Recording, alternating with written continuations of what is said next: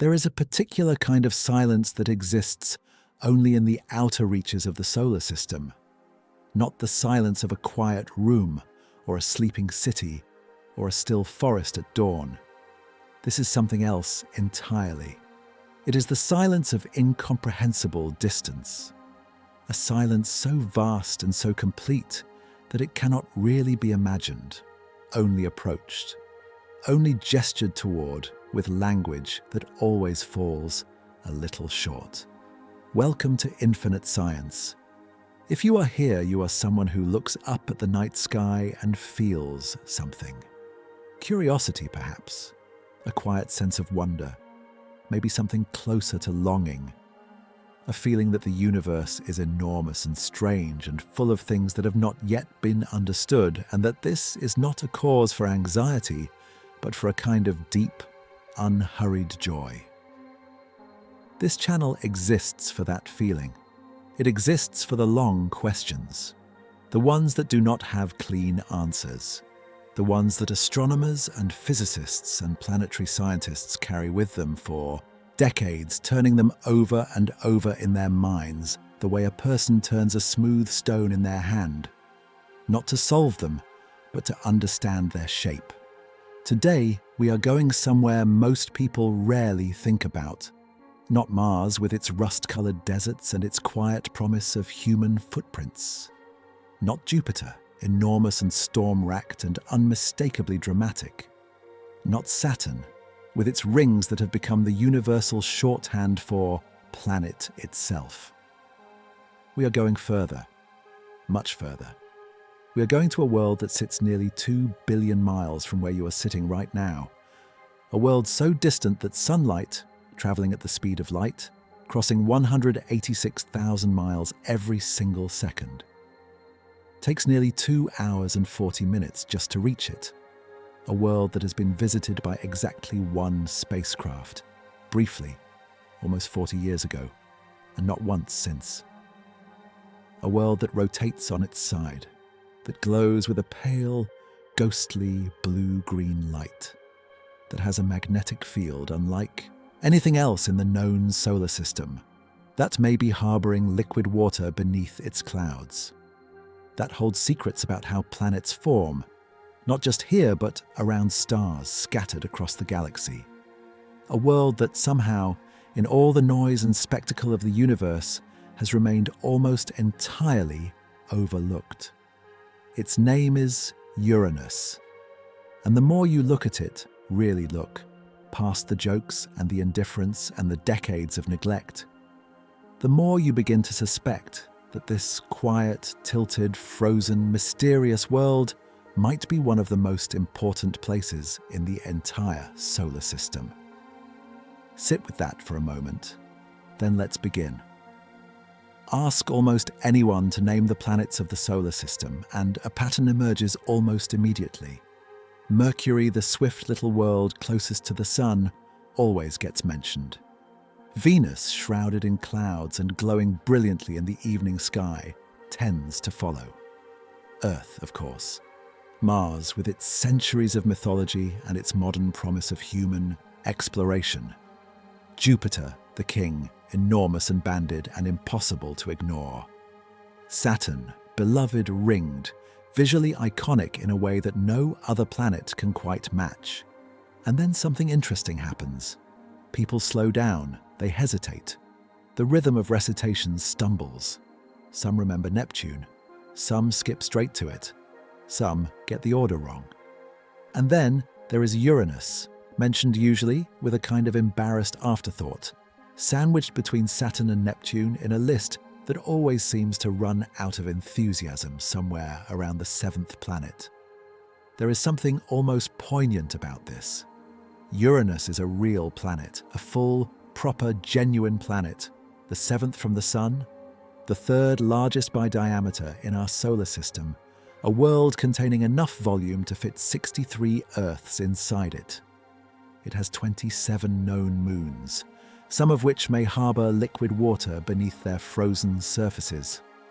It has a ring system, faint and dark and elegant, discovered less than 50 years ago. It has an atmosphere of hydrogen helium and methane that gives it its distinctive blue-green color, a color unlike any other planet in the solar system. And yet, when people think of the wonders of space, Uranus almost never comes up. Why is this? Part of the answer is simply distance. Uranus orbits the Sun at an average distance of roughly 1.78 billion miles, about 19 times farther from the Sun than Earth is. At that distance, it is invisible to the naked eye under most conditions, or at best visible as a faint, unremarkable star-like point that requires knowing exactly where to look. You cannot walk outside on a clear night and simply see Uranus the way you can see Jupiter blazing in the southern sky, or Mars glowing red on the horizon. It requires effort. It requires a telescope, or at the very least, very dark skies and a detailed star chart. For most of human history, Uranus was not even known to be a planet. Ancient astronomers who catalogue the night sky with extraordinary precision recorded it as a star, too faint, too slow, too unremarkable to attract special attention. It was not until 1781 that the British astronomer William Herschel, scanning the sky with a telescope he had built himself in his back garden in Bath, England, realized that the faint object he was looking at was not a star at all. It moved. Stars do not move. Not like this. Herschel watched it night after night and tracked its path across the sky, and gradually the astonishing truth became clear. This was a planet, a new planet. The first planet ever discovered in recorded history that was not known to ancient observers. The discovery was extraordinary. It doubled the known size of the solar system overnight. It shook the assumption that the solar system had always been fully mapped. It suggested quietly but unmistakably that there might be more out there. Further, darker, stranger things waiting to be found. But even this historic discovery did not make Uranus famous. The naming debate did not help matters. Herschel wanted to name his discovery Georgium Sidus, the Georgian star, after King George III, his patron. Other astronomers suggested different names entirely. The name Uranus, following the classical tradition of naming planets after Roman gods, was eventually adopted, but not without considerable controversy, and not universally for some time. In some languages and scientific traditions, alternate names persisted for decades. And then there is the unavoidable matter of the name itself. In the English-speaking world, Uranus has become almost synonymous with a particular kind of schoolyard joke, a pun so obvious, so irresistible to a certain age group that it has followed the planet through generations. This is, from a scientific standpoint, deeply unfortunate. The name comes from the ancient Greek god Uranos, the primordial deity of the sky, the father of the Titans, one of the foundational figures in Greek cosmology. It is a name with genuine gravity and beauty. But somewhere along the way, that gravity got lost. The jokes did real damage. Not to the planet. Uranus remained exactly what it was, indifferent to human commentary, but to its cultural status. It became the butt of a joke rather than the subject of genuine wonder. Children giggled through it in school. Teachers hurried past it. Science documentaries gave it a perfunctory few minutes before moving on to the more telegenic wonders of the outer solar system. Then there is the matter of exploration, or rather, the almost complete absence of it. Since the dawn of the space age, humanity has sent spacecraft to every planet in the solar system. Mercury has been visited multiple times. Venus has been orbitally mapped in extraordinary detail. Mars has been the destination of dozens of missions and currently hosts multiple rovers driving across its surface. Jupiter and Saturn have each received dedicated orbital missions, Galileo spent 8 years studying Jupiter and its moons. Cassini spent 13 years at Saturn, transforming our understanding of that system beyond all recognition. Uranus has been visited once, a single spacecraft, a single flyby, in January 1986. Voyager 2 swept past Uranus at a distance of roughly 50,600 miles from the planet's cloud tops, spent approximately 6 hours in its closest approach, gathered data as fast as its instruments could manage, and then continued on its way toward Neptune. 6 hours of close observation. 39 years ago. That is essentially everything we have. It is, when you sit with it, a remarkable statement about human priorities. In the decades since Voyager 2's flyby, we have sent orbiters to Mars, to Jupiter, to Saturn, to asteroids, to comets. We have landed on the Moon again and again. We have sent a spacecraft to Pluto. But Uranus, a full-sized ice giant planet, the 7th planet of our own solar system, a world of extraordinary strangeness and scientific importance, has received no further attention. Scientists have proposed missions. Budgets have not cooperated. Political will has been inconsistent. The sheer distance, the flight time to Uranus is roughly a decade with current propulsion technology, has made it a daunting commitment. And so the most detailed observations of Uranus available to planetary scientists are still, in many cases, the data gathered during those 6 hours in 1986. Consider that for a moment. We know more about the surface of Mars from data gathered in the last 5 years than we know about Uranus from all of human history. This is what it means to say that Uranus is the forgotten planet. Not forgotten in the sense that astronomers have ignored it. They have observed it from Earth and from the Hubble Space Telescope and, more recently, from the James Webb Space Telescope, with increasing sophistication. But forgotten in the sense of deep knowledge, the kind of knowledge that only comes from being there, from orbiting, from sending probes into the atmosphere, from years of patient, close observation. Uranus is a world we know almost nothing about, despite being our immediate neighbor in the outer solar system. And the tragedy, if one can use such a word for a planetary science situation, is that what we do know suggests it is extraordinary, strange in ways that do not fit neatly into any existing planetary model, mysterious in ways that go all the way down to its core, different from everything else in the solar system in ways that might tell us things we desperately need to know. But before we can understand why Uranus matters, we need to understand what it actually is. And the first thing to understand is that Uranus is a planet that, by any reasonable expectation, should not be the way it is.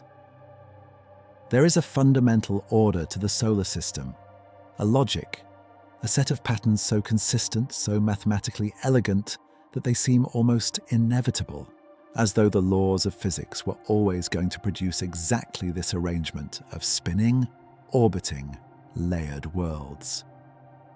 Every planet in the solar system rotates. This is not surprising. It is a consequence of the angular momentum present in the spinning cloud of gas and dust from which the solar system formed. As material collapsed inward under gravity, it began to spin, and that spin was preserved as the planets took shape, like a figure skater pulling in their arms and accelerating. Every planet spins. Every planet has a rotation axis. Every planet orbits the Sun roughly in the same plane, the ecliptic, that marks the original disk of the solar system. The axes of rotation are not perfectly perpendicular to the orbital plane. Earth's axis is tilted about 23.5 degrees, which gives us our seasons. Mars tilts at about 25 degrees, Saturn at roughly 27 degrees. These tilts are modest. They are consistent with a solar system that formed from a coherent, relatively ordered process. And then there is Uranus. Uranus is tilted at 97.77 degrees. Let that settle in. A tilt of 0 degrees would mean the planet's north pole points straight up, perpendicular to its orbit. A tilt of 90 degrees would mean the North Pole points directly sideways, exactly in the plane of the orbit. A tilt of 97.77 degrees means the North Pole is not just lying on its side, it is actually tilted slightly past horizontal, so that what we conventionally call the North Pole points slightly downward relative to the orbital plane. In practical terms, this means Uranus rolls around the Sun like a ball rolling along a table. Rather than spinning upright like a top, it rotates on its side. Its equator is nearly perpendicular to its orbit. Its poles are nearly in the plane of its orbit. This is extraordinary. It is not just unusual, it is unlike any other planet in the solar system. No other planet rotates even remotely like this. Venus has an axial tilt of about 177 degrees, which means it rotates retrograde, spinning in the opposite direction from most planets. But it still spins more or less upright relative to its orbital plane. Uranus is something genuinely different. The consequences of this tilt are profound and, when you think about them carefully, deeply strange. Because Uranus's poles are nearly in the plane of its orbit, the planet experiences seasons unlike anything else in the solar system. And given that Uranus takes approximately 84 Earth years to complete one orbit of the Sun, these seasons are not just strange, they are extraordinarily long. For roughly 21 years, more than 2 full decades, one pole of Uranus points almost directly toward the Sun. During this time, that pole experiences continuous sunlight. Continuous. 21 years of unbroken day, with the Sun circling low on the horizon but never setting, while the opposite pole experiences 21 years of unbroken darkness. Then the planet moves through a transitional period where both hemispheres receive roughly equal sunlight. A kind of polar spring and autumn that each lasts several years. And then the arrangement reverses, and the other pole begins its 2-decade reign of eternal summer, while the first pole descends into its long winter night. What does this do to the planet's atmosphere? What does it do to its weather? What happens to storm systems and atmospheric dynamics when one hemisphere has been bathed in sunlight for 20 years, while the other has been frozen in darkness? We don't entirely know.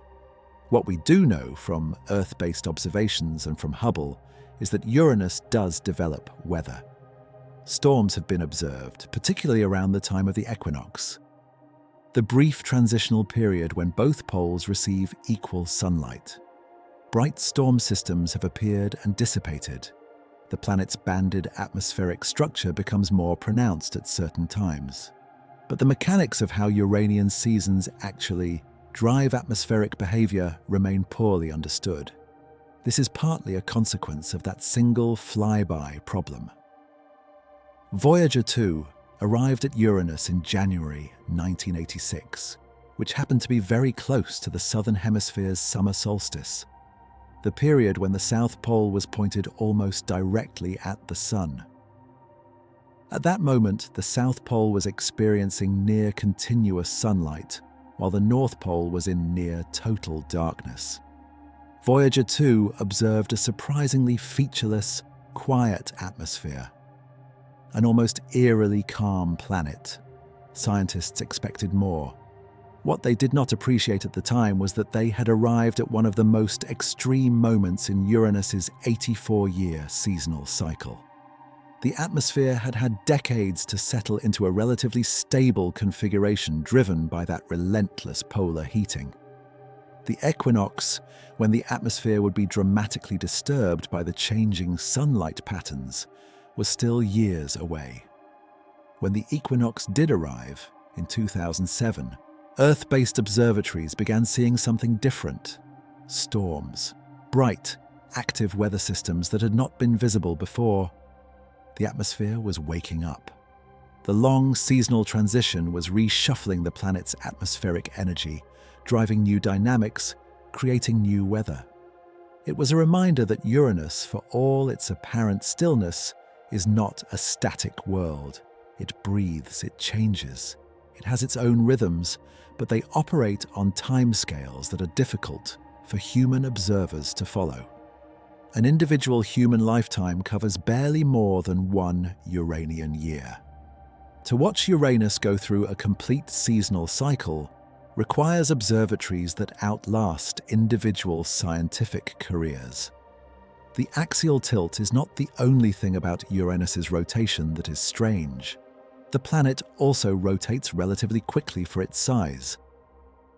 A Uranian day lasts approximately 17 hours and 14 minutes, and it rotates retrograde, in the opposite direction from the Sun's rotation and from the direction of revolution of most planets. This is consistent with a catastrophic past. Then there is the question of the tilt itself. How did Uranus come to be lying on its side? The honest answer is that we do not know for certain, but we have theories. And the leading theory involves violence on a scale that is difficult to fully comprehend. The solar system is not as orderly as it appears. Look at it from a distance, from far outside the ecliptic plane, and it presents a picture of elegant simplicity. Planets orbiting in the same direction, roughly in the same plane, spaced in a pattern that follows a mathematical progression. It looks designed, it looks intentional. It looks like something that was always going to be exactly this way. But dig into the details, and a much wilder story emerges.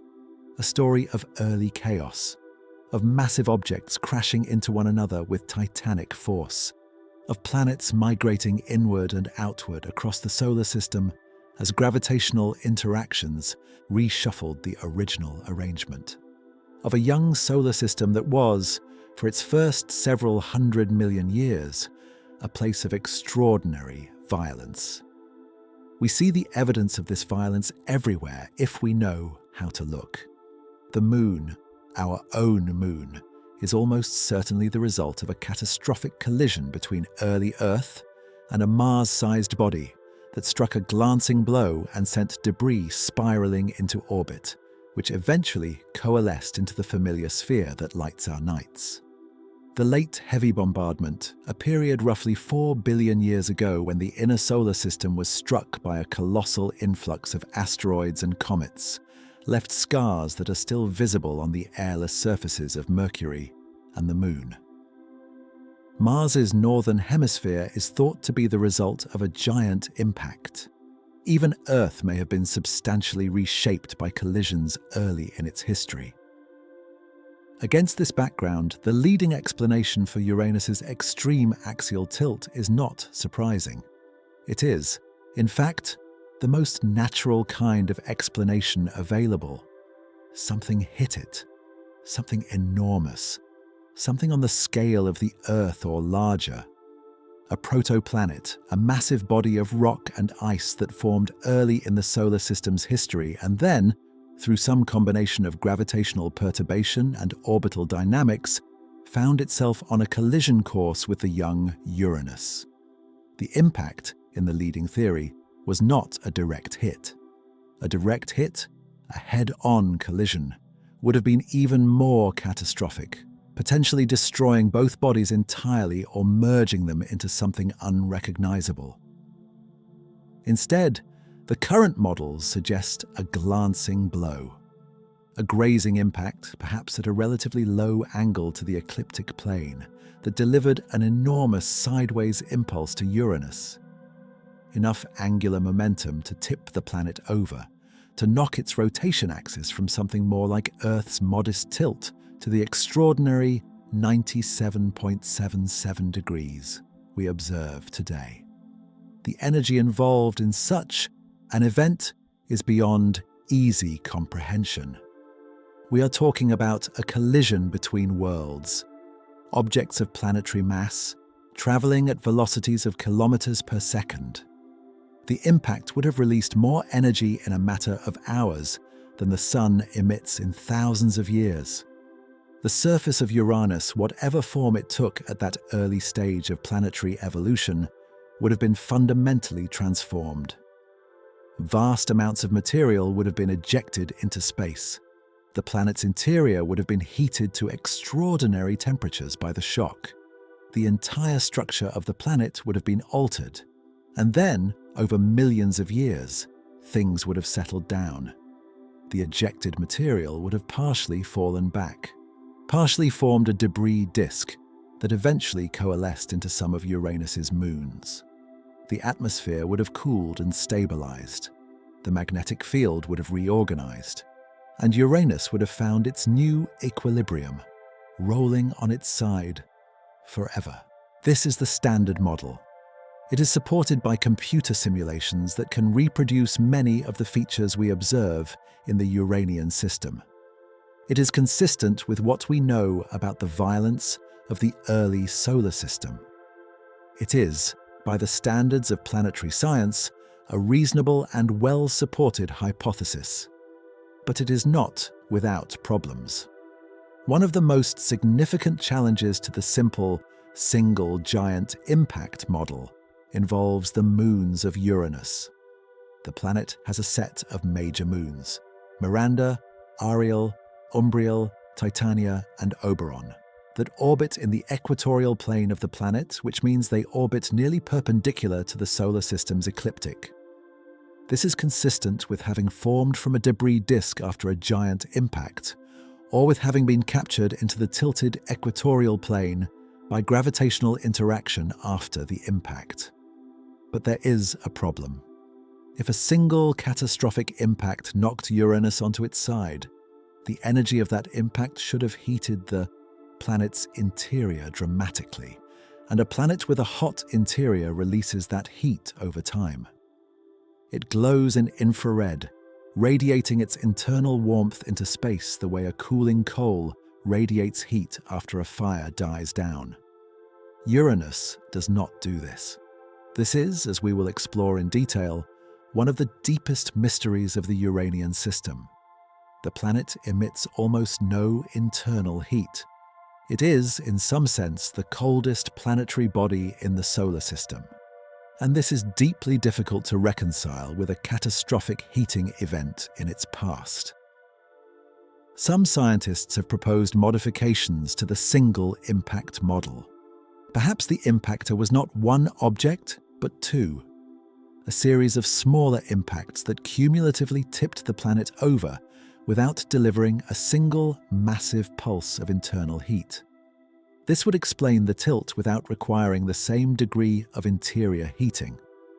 Others have suggested that the impact did heat the interior significantly, but that Uranus has a physical mechanism, perhaps a layer of material that acts as a thermal insulator, trapping the heat deep inside rather than allowing it to radiate away, that has preserved that primordial warmth in the deep interior while presenting an extremely cold outer atmosphere to space. There is also a more radical alternative. Perhaps Uranus's tilt is not primarily the result of an impact at all. Some models suggest that gravitational interactions during the solar system's early chaotic period, particularly interactions with a migrating Jupiter or Saturn, could have driven large-scale resonances that gradually tilted Uranus's rotation axis over time, without requiring a single dramatic collision. This is a minority view among planetary scientists, but it has not been ruled out. Then there is an even more speculative possibility, one that has gained some traction in recent years. What if the impact happened not to Uranus directly, but to a massive proto-moon that was orbiting Uranus in the early solar system?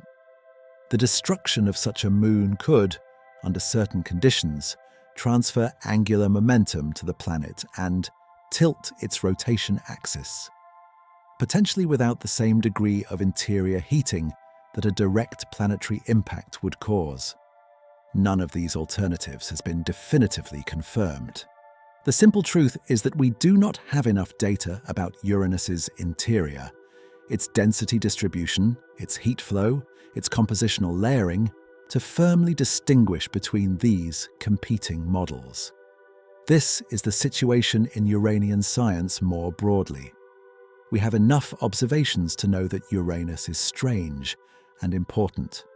We have enough theory to generate multiple competing explanations for its strangeness. But we lack the detailed, close-range measurements that would allow us to choose between those explanations with confidence. It is, in a sense, a planet full of questions with no answers yet, and the questions only get stranger. There is a paradox at the heart of Uranus that has puzzled planetary scientists for decades. It begins with a simple observation about how planets work. When a planet forms, it forms hot. The gravitational energy released as material collapses together, and as radioactive elements in the planetary interior decay, generates enormous amounts of heat. For gas and ice giants, planets far more massive than Earth, this primordial heat is immense. The planet is, in its early stages, essentially a slowly cooling ball of energy, radiating heat into space as it gradually loses the thermal memory of its violent formation. This is not a theory. This is observable fact. Jupiter, for example, radiates roughly 1.67 times as much energy as it receives from the Sun. Its interior is still warm, still glowing with the heat of its formation and of the slow gravitational compression that continues even today as the planet contracts incrementally. Saturn is even more striking. It radiates nearly twice as much energy as it receives from the Sun.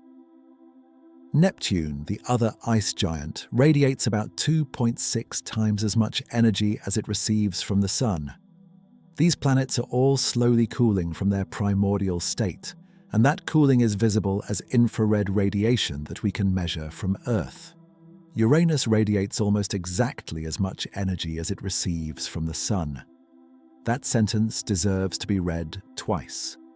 Uranus, an ice giant of enormous mass, a planet 14 times heavier than Earth, appears to have essentially no significant internal heat source.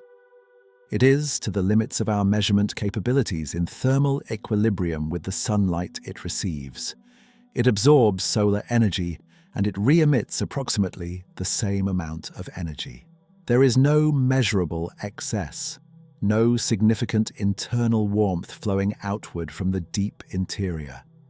The effective temperature of Uranus's cloud tops, the temperature you would measure if you could float in the upper atmosphere of the planet, is approximately 59 Kelvin, or about minus 214 degrees Celsius. This makes it the coldest planetary atmosphere in the solar system. Even Neptune, which is considerably farther from the Sun, has a slightly warmer atmosphere, because Neptune has that significant internal heat source driving warmth from the deep interior outward. Uranus is colder than Neptune, despite being closer to the Sun. This is deeply, fundamentally anomalous. It requires explanation, and the explanations that have been proposed are themselves revealing about just how poorly we understand this world. The most straightforward explanation is simply that Uranus's interior has cooled more efficiently than we would expect. That for some reason, the planet has managed to radiate away most of its primordial heat over the 4.5 billion years since its formation. But this runs into mathematical problems. For a planet the size of Uranus, simple thermal evolution models predict that there should still be significant internal heat remaining. The planet should not have cooled this much, this quickly. The numbers do not add up. The more interesting explanations involve the structure of the planet's interior, and here we enter a realm of genuine scientific mystery. One leading hypothesis is that Uranus contains a thermal barrier, a layer or region within its interior that is highly stable against convection and that effectively traps heat in the deep interior, preventing it from reaching the outer layers and radiating into space. Convection is the primary mechanism by which heat is transported outward through a planet's interior. It is the same process that drives the convection cells in Earth's mantle, or the roiling surface of a pot of water beginning to boil. If convection is suppressed in Uranus, if there is a layer of material dense or stable enough to block convective heat transport, then the planet could be sitting on an enormous reservoir of internal heat, while presenting an extremely cold face to the universe. This possibility has profound implications. It would mean that Uranus's interior is not actually cool, that the observed lack of heat flow is an illusion, a consequence of a physical barrier rather than a genuine absence of internal energy. Deep inside Uranus, in this scenario, it would still be extraordinarily hot, far hotter than the cloud tops suggest. The heat is there, it is simply trapped. What could create such a barrier? One possibility involves the behavior of water and ammonia and methane under the extreme pressures that exist deep inside the planet. These substances, the primary constituents of what we call an ice giant, do not behave at depth the way they behave at the surface. Under pressures millions of times greater than atmospheric pressure at Earth's surface, water and ammonia can form exotic molecular configurations, can become ionized and conductive, can take on properties that we can study in laboratory conditions, but that exist naturally only at the extreme depths of planetary interiors. Some models suggest that at a certain depth inside Uranus, these substances might form a composition gradient, a layer where the density and composition change in a way that strongly resists vertical mixing. This layer would act like a lid on a pot, trapping convective heat below it, while allowing the layers above to reach a kind of cool equilibrium with the solar energy they receive. Another possibility involves the impact theory discussed in the previous section. Some researchers have proposed that a giant impact could have created specific compositional layering in the Uranian interior that resulted in this thermal barrier. That the violence of the collision produced a planetary structure uniquely suited to trapping its own heat. There is also a more exotic suggestion. What if the primordial heat from Uranus's formation was removed more efficiently than normal during the giant impact itself? If the impactor struck Uranus at just the right angle and velocity, it might have ejected a disproportionate amount of the planet's internal thermal energy along with the debris, essentially draining the heat reservoir that should still be present today. None of these explanations is fully satisfying. All of them have problems. The actual mechanism behind Uranus's anomalous heat flow, or lack thereof, remains one of the unsolved problems of planetary science. What we can say is this: whatever is happening inside Uranus, it is unusual. It does not fit the standard model of how ice giant planets are supposed to work, and understanding it will require the kind of close-up, long-duration observations that only an orbital mission can provide. The cold exterior of Uranus is, in this sense, deeply deceptive. It looks quiet, it looks featureless, it looks like a planet that is simply sitting out there in the cold dark, doing nothing remarkable. But beneath those blue-green clouds, something extraordinary might be happening. Something we cannot yet see or measure with the instruments we have. Something waiting to be discovered. Every planet has layers. This is one of the organizing principles of planetary science. When matter accumulates under gravity, it differentiates. Heavier elements and compounds sink toward the center. Lighter ones rise toward the surface. The result is a layered structure, a dense core surrounded by mantle material, surrounded by a lighter crust. or in the case of gas giants, an atmosphere that grades smoothly from increasingly dense gas into liquid into exotic high-pressure states of matter. For planets like Jupiter and Saturn, we have a reasonable, if incomplete, picture of this layered structure. They have hydrogen-helium atmospheres that deepen and compress until the hydrogen becomes a liquid, then a metallic fluid that conducts electricity. Somewhere in the deep interior, they may have dense cores of rock and ice. The physics is complex but broadly understood. For Uranus and Neptune, the ice giants, the picture is less clear. And for Uranus specifically, it is not clear at all. The term ice giant is a somewhat misleading classification that deserves a moment of explanation. It does not mean that Uranus is made of ice in the way that an ice cube is made of ice. The ices in ice giant refer to substances that are ice-like in composition, water, methane, and ammonia, but that exist under the extreme pressures within these planets in states that bear little resemblance to the familiar solid, liquid, or gas phases we encounter in everyday life. Under the pressures that exist deep inside Uranus, water does not behave like water. It does not freeze into a crystalline solid or flow as a transparent liquid. Instead, at depths where the pressure reaches millions of atmospheres and the temperature climbs to thousands of degrees, water can enter extraordinary states. There is theoretical and experimental evidence that water under these conditions can become a superionic solid, a state in which the oxygen atoms lock into a crystal lattice, while the hydrogen atoms flow freely through that lattice as ions, giving the material properties that are simultaneously solid-like and electrically conductive.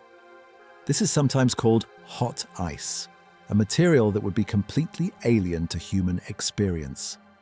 Similarly, methane, one of the components of Uranus's atmosphere, behaves very differently under extreme pressure. Laboratory experiments have shown that at pressures comparable to those in the interior of an ice giant, methane can decompose, with the carbon and hydrogen atoms separating and recombining in new ways. One extraordinary prediction, supported by both theoretical calculations and laboratory experiments, is that under sufficiently extreme conditions, carbon atoms can arrange themselves into crystalline structures, into diamonds, diamond rain. The phrase has become something of a legend in popular science, and for good reason. It is extraordinary to contemplate. Deep inside Uranus and Neptune, which is thought to have a similar interior, carbon extracted from methane may be forming diamonds that rain downward through the planet's interior, accumulating in deeper layers, perhaps forming a layer of solid diamond around the planetary core. This is not science fiction. It is a serious scientific prediction backed by experimental evidence. In 2017, researchers at Stanford University recreated the conditions thought to exist inside ice giants in a laboratory setting and directly observed diamond formation from a methane-like compound at the relevant pressures and temperatures. The diamonds were tiny, nanoscale crystals, but their formation was unambiguous. The process works. Whether Uranus actually has a layer of diamond rain in its interior depends on details of the planet's internal structure and temperature profile that we cannot yet measure with precision. But it is, at minimum, a genuine possibility, a real feature of a real planet. Beneath the atmosphere, which extends for perhaps a few thousand kilometers before the distinction between gas and liquid begins to blur, the models suggest Uranus has a vast mantle of these exotic ices in their high-pressure states. This region constitutes the bulk of the planet's mass and volume.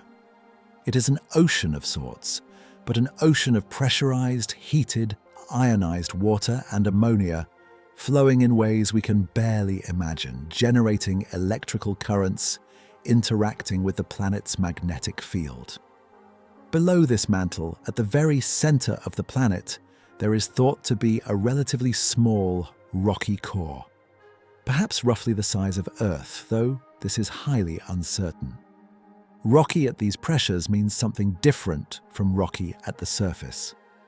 The pressures at the center of Uranus are estimated to be around 6 to 8 million times Earth's atmospheric pressure. At these pressures, rock behaves as a solid, but its properties are radically different from anything we can study directly. The boundaries between these regions, between atmosphere and mantle, between mantle and core, are not sharp. They are gradual transitions governed by the behavior of matter under continuously increasing temperature and pressure. This is one of the reasons that understanding Uranian interior structure is so difficult. We cannot simply say, this layer starts here and that layer ends there. The planet is a gradient, a continuum with properties that change smoothly from the cloud tops to the center. What we do not know, and what is deeply important, is the exact proportions of these materials, the exact temperature and pressure profiles throughout the interior, and the exact physical states of the constituents at various depths. Different models produce very different predictions about Uranian interior structure, and without direct measurements from an atmospheric probe, we cannot discriminate between them. There is also a question about what the interior of Uranus is actually doing dynamically. Is it convecting? Is there fluid motion that circulates material throughout the interior? Or is it stratified, stable against mixing, with different layers sitting quietly on top of each other? As discussed in the previous section, this question is intimately connected to the thermal mystery. A convecting interior should transport heat outward efficiently. A stratified interior would trap it. Some models suggest that the Uranian interior may be partially convecting and partially stratified, that there are regions of active fluid dynamics separated by stable layers, creating a complex zone-structured interior quite unlike the relatively simple models of Jupiter or Saturn. Others have proposed that compositional gradients within the interior, variations in the mix of water, ammonia, methane, and rock with depth, could create the kind of stable layering that suppresses convection and explains the thermal anomaly.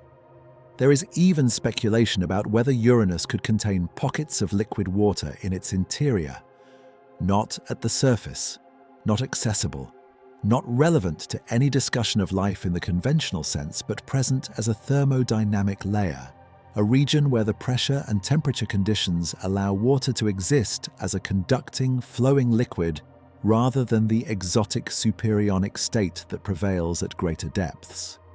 The interior of Uranus is, in the fullest sense, terra incognita. We are reasoning about it from a distance, using the mathematical tools of physics and chemistry to make predictions that we cannot yet test. The planet itself keeps its secrets, and its deepest secret may be its magnetic field. Magnetism is one of the most fundamental forces in the universe. It governs the behavior of charged particles, shapes the environments of planets and stars, and plays a crucial role in making some worlds habitable and others hellish. Every planet with a sufficiently conducting, moving interior generates a magnetic field, and the properties of that field tell us things about the planet's deep interior that no other measurement can provide.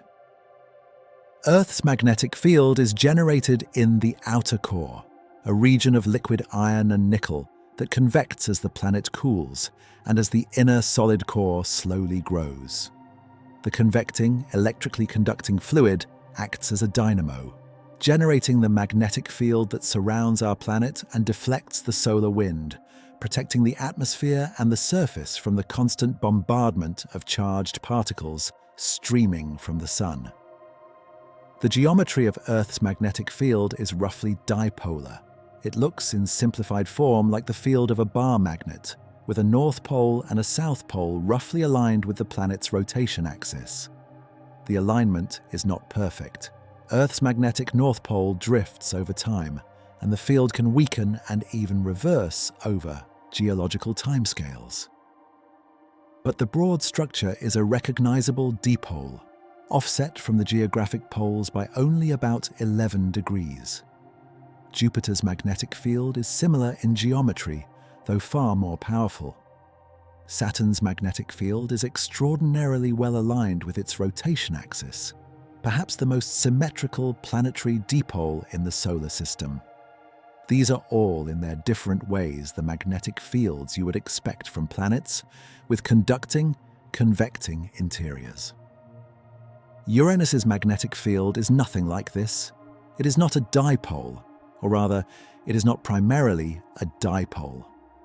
It is a complex multipole field dominated by higher-order components, quadrupole, octupole terms, that give it a wild, asymmetric character unlike anything else in the solar system. The field is offset from the center of the planet by a staggering degree. Rather than originating from near the center of the planet, as Earth's and Jupiter's magnetic fields do, Uranus's magnetic field appears to originate from a point roughly 1/3 of the way between the center and the surface. This means the field is strongly off-center, lopsided, asymmetric, with a north and south pole that bear no particular relationship to the geographic poles. The tilt of the magnetic axis relative to the rotation axis is approximately 59 degrees. For comparison, Earth's magnetic axis is tilted only 11 degrees from its rotation axis. Uranus's 59-degree tilt means the magnetic north pole is more than halfway around the planet from the geographic north pole. As the planet rotates, the magnetic field wobbles dramatically, sweeping through space in a complex corkscrew-like pattern. The consequences for the Uranian magnetosphere, the region of space dominated by the planet's magnetic field, are extraordinary. Rather than the relatively symmetric, stable magnetosphere that surrounds Earth or Jupiter, Uranus has a magnetosphere that constantly changes orientation relative to the solar wind as the planet rotates. The solar wind, the stream of charged particles continuously emitted by the Sun, encounters a completely different magnetic geometry every hour as Uranus spins. The magnetosphere breathes and twists and reshapes itself continuously. This creates a dynamic, turbulent environment around Uranus that would be fascinating to observe in detail. But Voyager 2, which made the only direct measurements of the Uranian magnetic field and magnetosphere during its 1986 flyby, could only capture a snapshot, a single pass through a complicated, rapidly changing environment. The full three-dimensional, time-varying structure of the Uranian magnetosphere remains largely unmapped. Neptune, interestingly, has a magnetic field that is similarly tilted and offset. It is also about 47 degrees from the rotation axis and significantly off-center. This suggests that the unusual magnetic geometry of ice giants is not a quirk specific to Uranus, but something more fundamental about the way ice giants generate their magnetic fields. The question of why ice giants have such strange magnetic fields comes back to the interior. For Earth and the gas giants, the magnetic field is generated deep in the interior, in a conducting fluid layer that convects vigorously.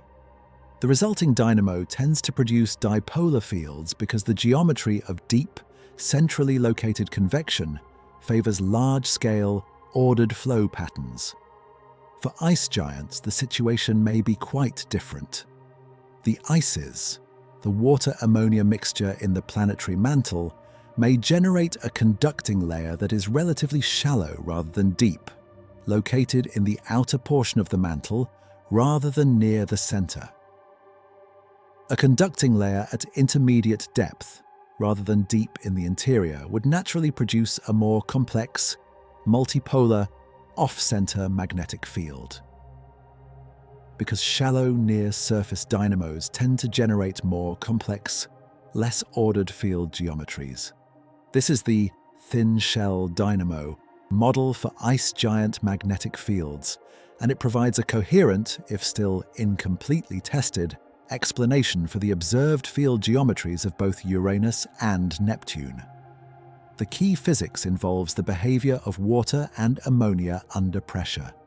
At the depths where these materials become highly ionized and conductive, they may develop thin layers of vigorous convection that generate the observed complex fields.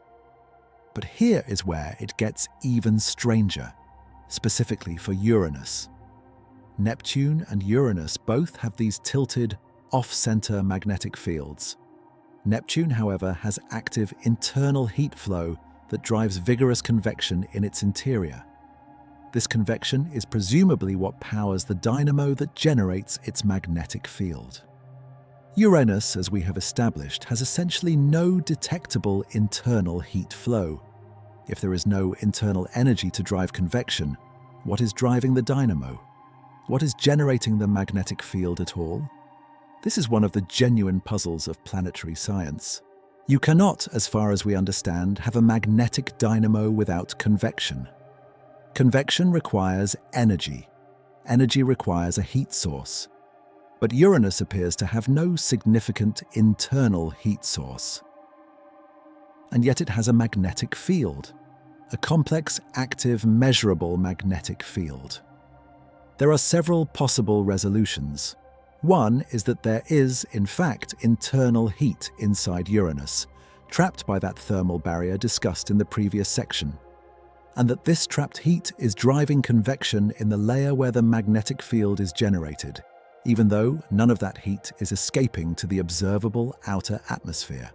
This would neatly resolve both anomalies. The trapped heat drives the dynamo, and the thermal barrier prevents it from being observed at the surface. Another possibility is that the energy driving the Uranian dynamo is not primarily thermal, but gravitational, driven by compositional variations or density differences in the interior rather than by temperature differences. Compositional convection, driven by the settling of denser materials toward the center, can sustain a dynamo without requiring a large temperature gradient. A third possibility is that the magnetic field is not in a steady state, that it is currently weakening, and that Uranus is in the process of a magnetic field reversal, with the complex multipolar structure being a transitional state between one dipole orientation and another. Earth undergoes such reversals, and the field becomes more complex and less organized during the transition. None of these possibilities has been confirmed. All of them require data that we do not yet have.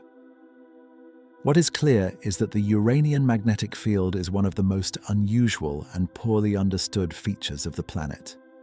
It is a direct window into the deep interior, but it is a window that we can barely see through. The view is distorted by our limited measurements and our incomplete understanding of the underlying physics.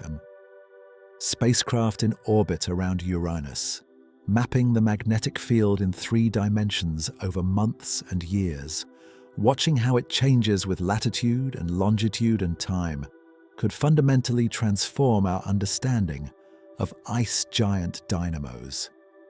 It could tell us things about Uranus's interior that no other measurement could provide. That spacecraft does not yet exist. But before we discuss what might yet be, there are more wonders to explore. Uranus is not alone out there in the cold dark. It is accompanied by a family of moons and a set of rings, a system that carries its own mysteries. Uranus is not a solitary world. Around it, in orbits tilted to the same extreme degree as the planet itself, moves a family of moons and a system of rings. These are not passive, inert features of the Uranian landscape. They are active, dynamic, scientifically fascinating objects in their own right. And some of them may hold secrets of the most profound kind. Let us begin with the rings. Uranus has rings. This fact is still somewhat surprising to many people because the rings of Uranus are nothing like the rings of Saturn. Saturn's rings are magnificent, broad, bright, composed of countless billions of particles of water ice ranging from dust grains to house-sized boulders, reflecting sunlight with extraordinary efficiency and visible from Earth through even a modest amateur telescope. They are the defining visual feature of the solar system's most beautiful planet. Uranus's rings are almost the opposite in character. They are narrow, dark, and faint. Rather than broad sheets of reflective material, the Uranian rings are thin bands of material that absorb nearly all the light that strikes them. They have an albedo, reflectivity, of only a few %, making them among the darkest objects in the solar system.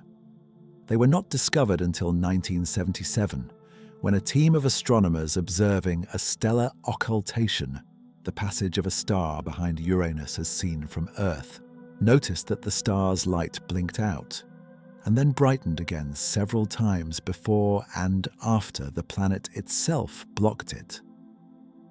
The pattern of blinks symmetrically arranged around the main planetary disk was unmistakable evidence of rings. This discovery was significant for reasons beyond Uranus itself. At the time, Saturn was thought to be unique, the only ringed planet. The discovery of rings around Uranus demonstrated that ring systems could exist around other planets, and stimulated the search that led to the discovery of rings around Jupiter, 1979, and Neptune, 1984. The universe, it turned out, was much more generous with rings than anyone had imagined. Uranus currently has 13 known rings, though the number and nomenclature have evolved as observations improved. The outermost ring, designated the Mu ring, appears to be composed of very small dust particles. The inner rings are thought to be made of larger, boulder-sized objects, dark in composition, possibly with organic molecules on their surfaces. Why are they so dark? The prevailing explanation involves the nature of the material they are made of. The dark coating on the ring particles is thought to be composed of processed organic compounds, carbon-rich material that has been altered by radiation over billions of years into a dark, absorbing substance similar to what astronomers call tholin, a term for complex organic material formed by the irradiation of methane, nitrogen, and other simple molecules. This same dark material may explain the dark surfaces of some of Uranus's moons. The rings of Uranus are also unusually narrow, and understanding why they are narrow has been an interesting problem in ring dynamics. For a diffuse ring of material orbiting a planet, gravitational perturbations from nearby moons and the planet's oblateness tend to spread the ring out over time. To maintain a narrow ring, some confining mechanism is needed, a shepherd moon on either side, or a resonance with a more distant moon that keeps the ring material corralled within specific boundaries. Saturn's narrow F-ring is maintained by two small shepherd moons, Prometheus and Pandora. Some of Uranus's narrow rings may have similar confinement mechanisms. Small moons close to the ring system have been identified that may play shepherd roles, but the dynamics are not fully worked out. The rings of Uranus are, in this sense, still being understood. Now let us turn to the moons, and here the story becomes considerably more interesting. Uranus has 27 known moons, all named after characters from the works of William Shakespeare and Alexander Pope.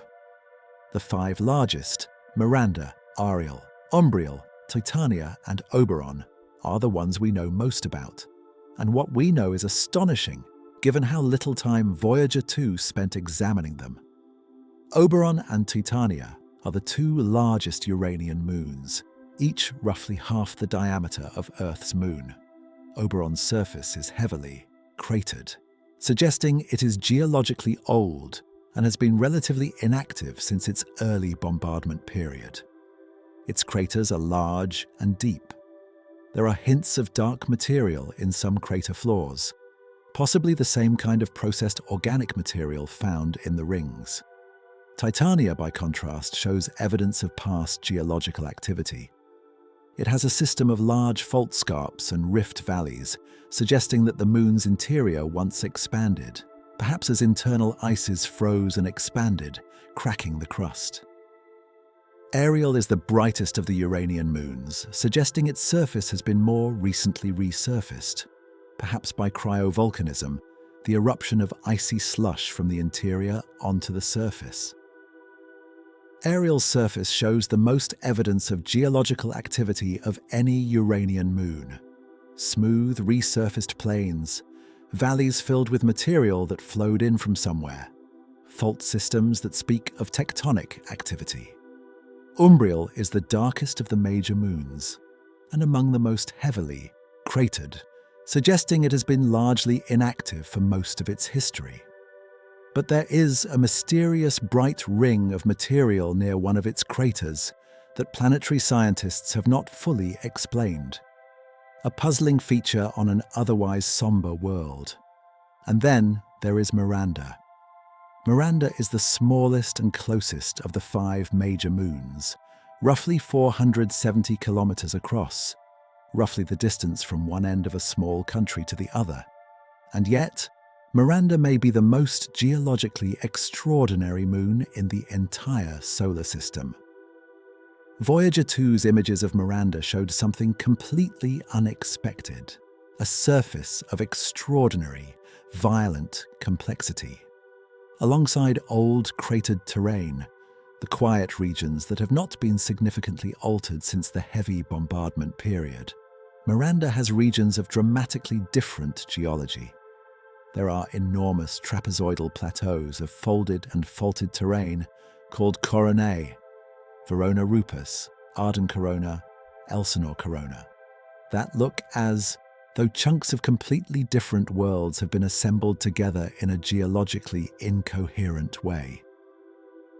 The most remarkable feature is Verona Rupus, a cliff, a single, unbroken cliff face, that may be between 15 and 20 kilometers high. It is one of the tallest known cliff faces in the solar system. At that height, an object dropped from the top of Verona Rupes on Miranda, where gravity is extremely weak, would take about 12 minutes to reach the bottom. How did Miranda come to have such wild, complex geology? The early explanation was that Miranda had been catastrophically shattered by an impact and then reassembled from the fragments, producing a jumbled patchwork of materials from different depths and regions of the original moon. This disruption and reassembly model was popular for a while, but it has largely been replaced by models invoking tidal heating. Miranda may have, at some point in its history, been caught in a gravitational resonance with other Uranian moons, a situation where the orbital periods have simple mathematical ratios, causing regular gravitational tugs that pump energy into the moon's interior. This tidal heating could have driven partial melting of the interior, with warm, buoyant material rising through the crust to create the coronae. The process would be somewhat analogous to the tidal heating that drives the extraordinary volcanic activity on Io, Jupiter's innermost Galilean moon. If this interpretation is correct, Miranda was once actively resurfaced by cryovolcanism. The coronae are ancient volcanic features, not of silicate rock and magma, but of water ice and ammonia, erupted onto the surface and spread in the patterns we see today.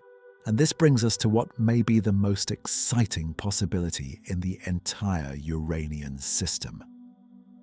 Several of Uranus's moons, Titania, Oberon, and Ariel at minimum, possibly others, may harbor liquid water beneath their frozen surfaces.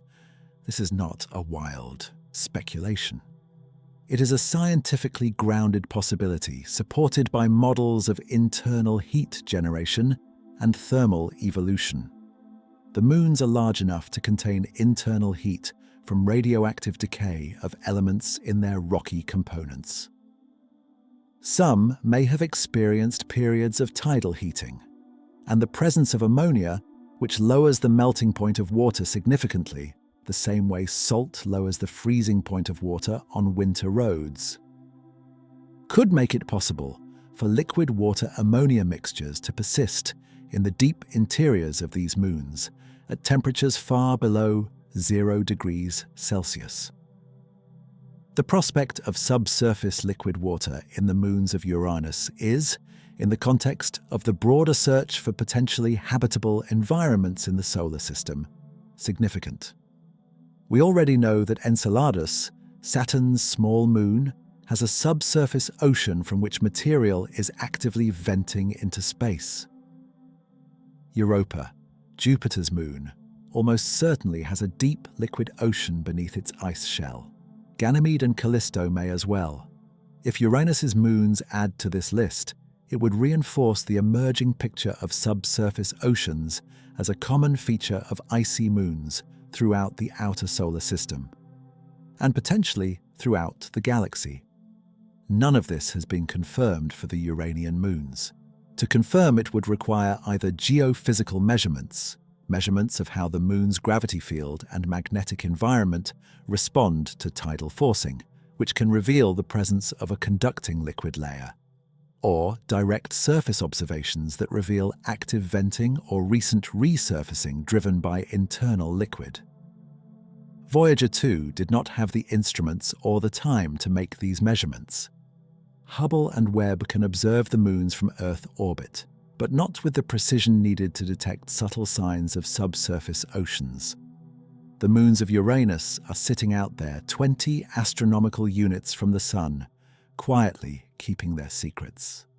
Their surfaces are ancient and scarred and strange. Their interiors may be warm and liquid and alive with chemistry. We do not know, and we will not know until we go back. On the 24th of January, 1986, something remarkable happened in the cold outer solar system. A spacecraft, a machine built by human hands, assembled in a clean room in Pasadena, California, and launched from Cape Canaveral 9 years earlier, made its closest approach to Uranus. Its name was Voyager 2. And it was and remains the only spacecraft ever to visit Uranus.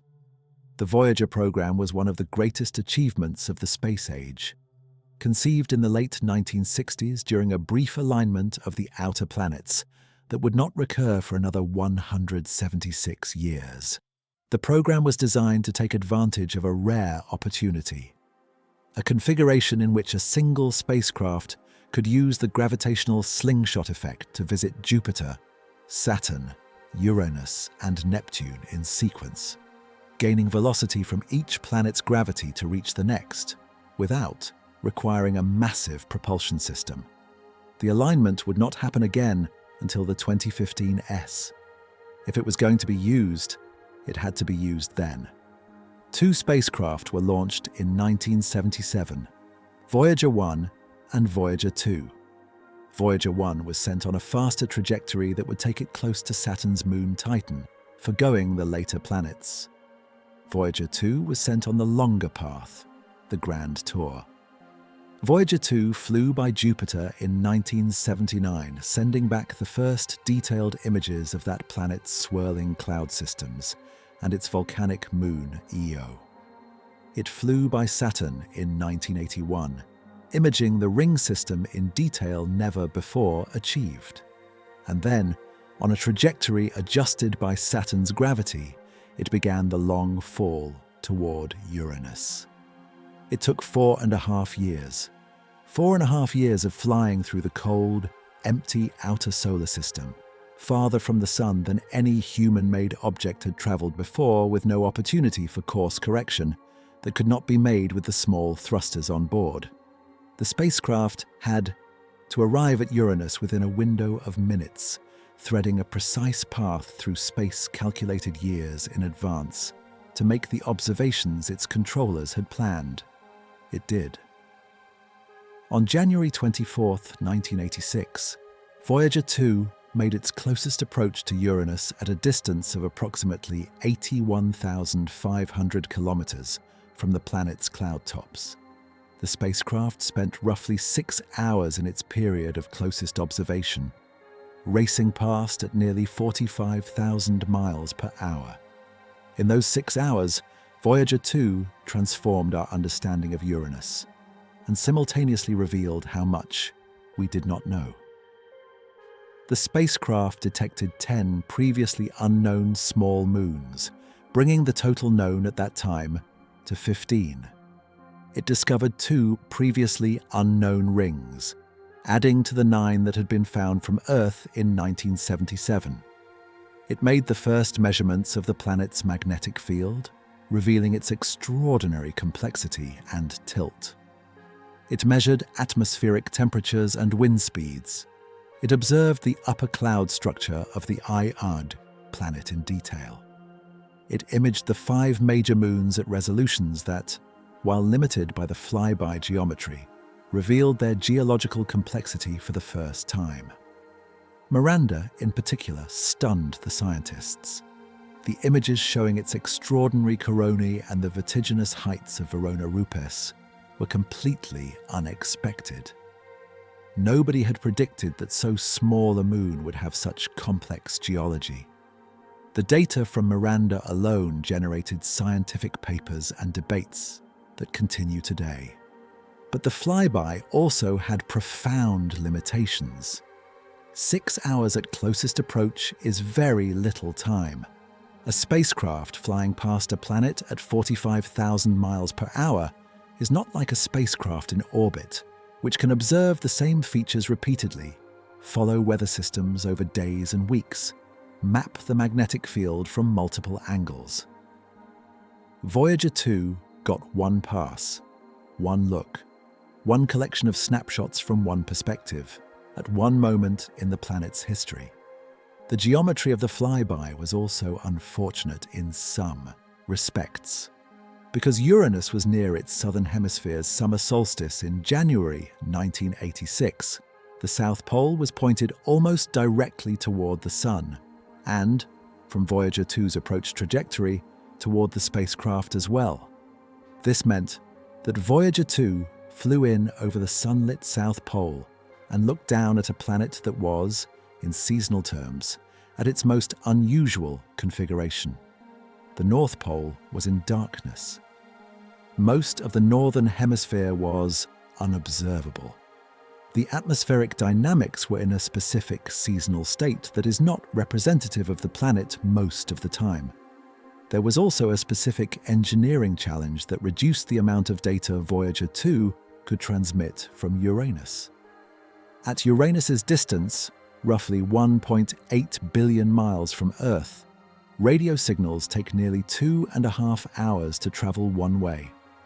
The data transmission rate was limited by the laws of physics and by the capability of the deep space network antennas that received the signals. Voyager 2 had to compress its observations and transmit them as efficiently as possible. Not all desired observations could be made. Not all data that was collected could be transmitted. Some measurements had to be prioritized over others. The result is a dataset that is, by modern standards, thin. The images of Uranus and its moons from Voyager 2 are, in many cases, coarser and less detailed than the images we can now obtain from the Hubble Space Telescope, decades later and billions of miles away. The atmospheric data is limited. The magnetic field measurements, while revolutionary, represent only a single trajectory through the magnetosphere, unable to capture its three-dimensional structure or temporal variability. Scientists have been doing the best they can with what they have for nearly 4 decades. They have extracted remarkable science from the Voyager 2 dataset, reanalyzing it with modern techniques, combining it with subsequent Earth and space-based observations, building theoretical models that are constrained by the available data. But there is a clear ceiling on how much can be learned from a single brief flyby of a complex, poorly understood world. The ceiling was hit long ago. And what makes this particularly striking is the context. Between 1986 and 2025, humanity sent the Cassini spacecraft to Saturn, where it orbited for 13 years and transformed our understanding of that system. It sent the Juno spacecraft to Jupiter, where it has been orbiting since 2016 and continues to reveal new aspects of that planet's deep atmosphere and interior. It sent the New Horizons spacecraft to Pluto, not even a planet, revealing a world of extraordinary geological complexity. It landed multiple rovers on Mars and sent orbiters that have mapped the planet in extraordinary detail. And Uranus has waited, patient and still and blue-green in the darkness, approximately 2 billion miles away, holding its mysteries inside. The loneliness of this situation. One brief visit nearly 4 decades ago and nothing since, is not just an aesthetic observation. It has scientific consequences. There are questions about Uranus that we could have answered by now. Questions about its atmosphere, its interior, its magnetic field, its moons. We could have known these things. We chose, through a combination of budget limitations, mission priorities, and the sheer logistical difficulty of the outer solar system, not to go back. The scientific community has not been silent about this. Recommendations for a Uranus orbiter and atmospheric probe have appeared in multiple planetary science priority studies. The case for a dedicated Uranus mission has been made in formal documents and in scientific papers and in conference presentations for decades. But before we talk about the future, it is worth pausing to consider why Uranus matters. Why, beyond the intrinsic fascination of this strange and beautiful world, it deserves to be at the top of the list. Because the case for Uranus is not just about Uranus. There is a number that has become increasingly important in astronomy over the last 3 decades. That number is somewhere between 3,000 and 6,000, and it refers to the number of confirmed exoplanets, planets orbiting other stars, that humanity has identified as of the mid-2020s. The actual number grows almost monthly as new data from observatories like the Kepler Space Telescope and the Transiting Exoplanet Survey satellite are analysed and new detections are confirmed. Within that enormous catalogue of alien worlds, a pattern emerges. A pattern that was not obvious at the outset of exoplanet astronomy, but has become unmistakable as the dataset has grown. The most common type of planet in the galaxy is not a gas giant like Jupiter. It is not a rocky world like Earth or Mars. It is something in between. A world larger than Earth but smaller than Neptune, occupying a size range that has been called sub-Neptune or mini-Neptune, depending on where exactly in that range it falls. These planets, whose radii are typically between 1.5 and 4 times that of Earth, appear to be extraordinarily common in the galaxy. They are found around a huge fraction of surveyed stars, in a huge variety of orbital configurations, and we do not have a single one in our own solar system. Earth is 1 Earth radius. Neptune is about 3.9 Earth radii. The gap between them, the sub-Neptune size range, is conspicuously empty in our solar system. We have no direct, close-range example of what these common galactic worlds look like from the inside. We cannot visit one. We cannot send a probe into its atmosphere. We cannot orbit one and map its magnetic field and measure its heat flow and watch its weather systems evolve over years. Uranus is not a sub-Neptune. It is slightly larger than Neptune at about 4 Earth radii. But it is the closest thing in our solar system to this common galactic class of worlds. It is an ice giant, a world whose bulk composition is dominated by the icy materials, water, ammonia, methane, rather than the hydrogen-helium gas that makes up the bulk of Jupiter and Saturn. And the sub-Neptune/mini-Neptune worlds found around other stars are thought, in many cases, to be ice giants with thin gaseous envelopes. Worlds compositionally similar to Uranus, scaled somewhat smaller. This is why Uranus matters cosmically. Every time we learn something about Uranus, about how its atmosphere works, about what its interior is composed of, about how its magnetic field is generated, about how its moons behave, we are learning something that is potentially applicable to thousands of worlds around other stars. We are building the theoretical framework that will allow us to interpret the observations we make of those distant planets. We can observe exoplanets, but we cannot yet resolve them. We cannot take images of them the way we can take images of Uranus. We see them as tiny, dimming signals as they pass in front of their stars. We measure the changes in their star's spectrum as they orbit. We extract the chemical signatures of their atmospheres by analyzing how starlight filters through the atmospheric layers during transits. From these signals, these distant, indirect whispers, we try to infer the properties of worlds that are light years away. The interpretations of those signals depend on our theoretical models, and our theoretical models are only as good as the physical understanding we bring to them. If we do not understand how ice giant atmospheres work, we will misinterpret the atmospheric signals of ice giant exoplanets. If we do not understand how ice giant interiors are structured, we will have incorrect models for the interior structures of sub-Neptune exoplanets. If we do not understand why Uranus has such an unusual thermal profile, we will not be able to recognize or explain similar anomalies in distant worlds. Understanding Uranus is, in a real sense, the prerequisite for understanding a large fraction of all the planets in the galaxy. This argument has been made explicitly by planetary scientists in the context of mission prioritization, and it has been persuasive. The Planetary Science and Astrobiology Decadal Survey, the document produced by the National Academies of Sciences every 10 years that sets the priorities for NASA's planetary science program, published its most recent installment in 2022. In that document, the top recommended flagship mission for the coming decade was a Uranus orbiter and probe, not Mars, not the outer solar system gas giants, not a sample return from Venus, Uranus.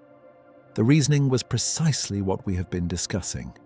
Uranus is scientifically ripe, essentially unexplored, cosmically relevant, and long overdue for serious attention. But the importance of Uranus extends beyond the exoplanet context. It also matters for understanding our own solar system's history, and, by extension, the history of planetary systems generally. One of the major questions in solar system science is why the outer solar system is arranged the way it is. Why do we have gas giants in the positions we do? Why are the ice giants where they are? The current answer, developed through decades of dynamical modeling, most prominently in the framework known as the NICE model, involves significant migration of the giant planets early in the solar system's history. In these models, Jupiter, Saturn, Uranus, and Neptune did not form in their current positions. They formed closer to the Sun in a more compact configuration, and then migrated outward as a result of interactions with the vast disk of small bodies, planetesimals, that surrounded them.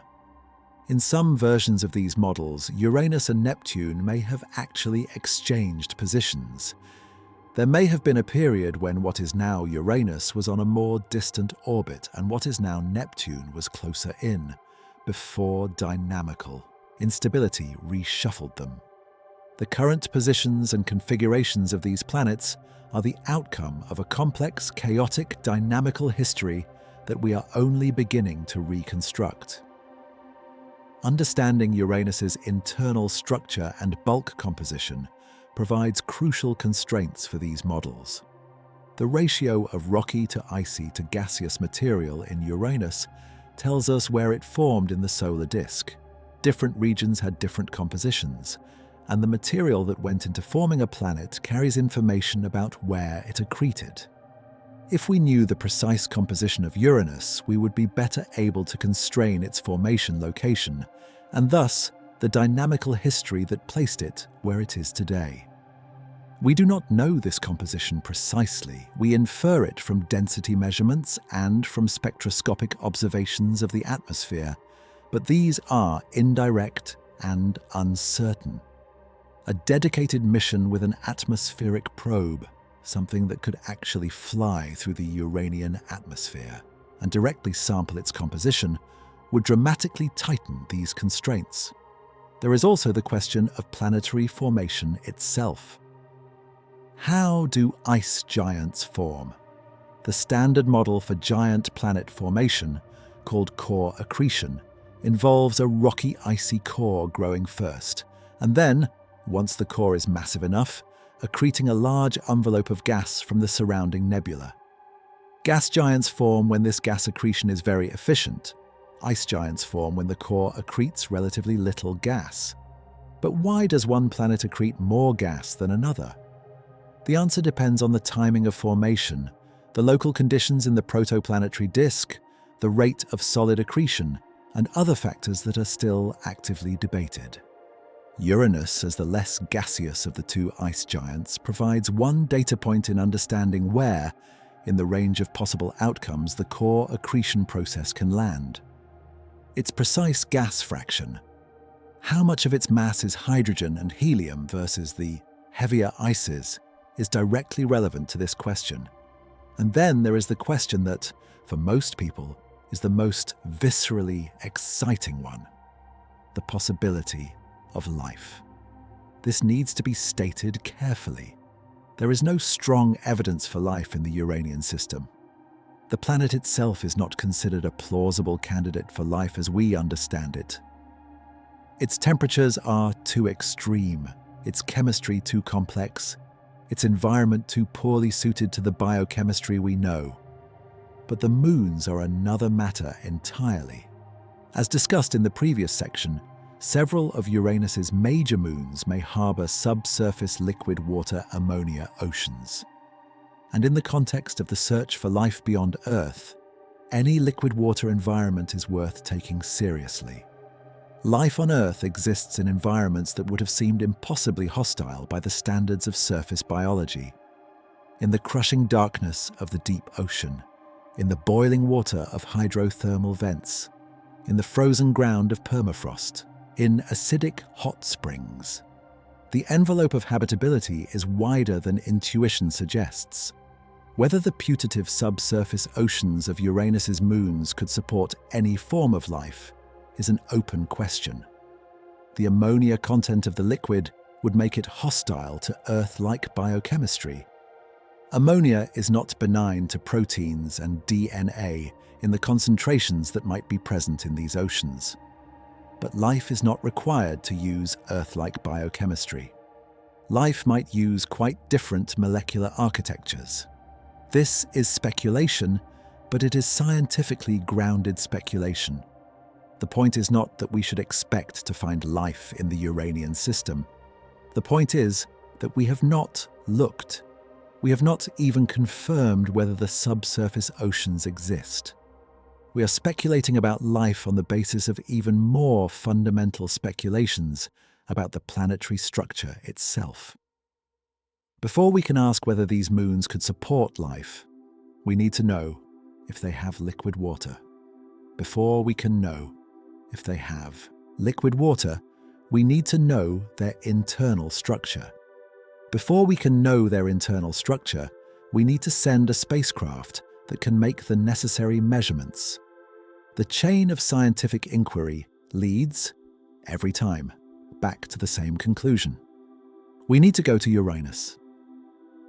There is a moment in the history of every significant scientific discovery when the community recognizes what it is looking at, when the accumulated evidence reaches a threshold and people begin to say, not just individually, in private conversations or small seminars, but collectively, in formal documents and funding recommendations that this matters, that this needs attention.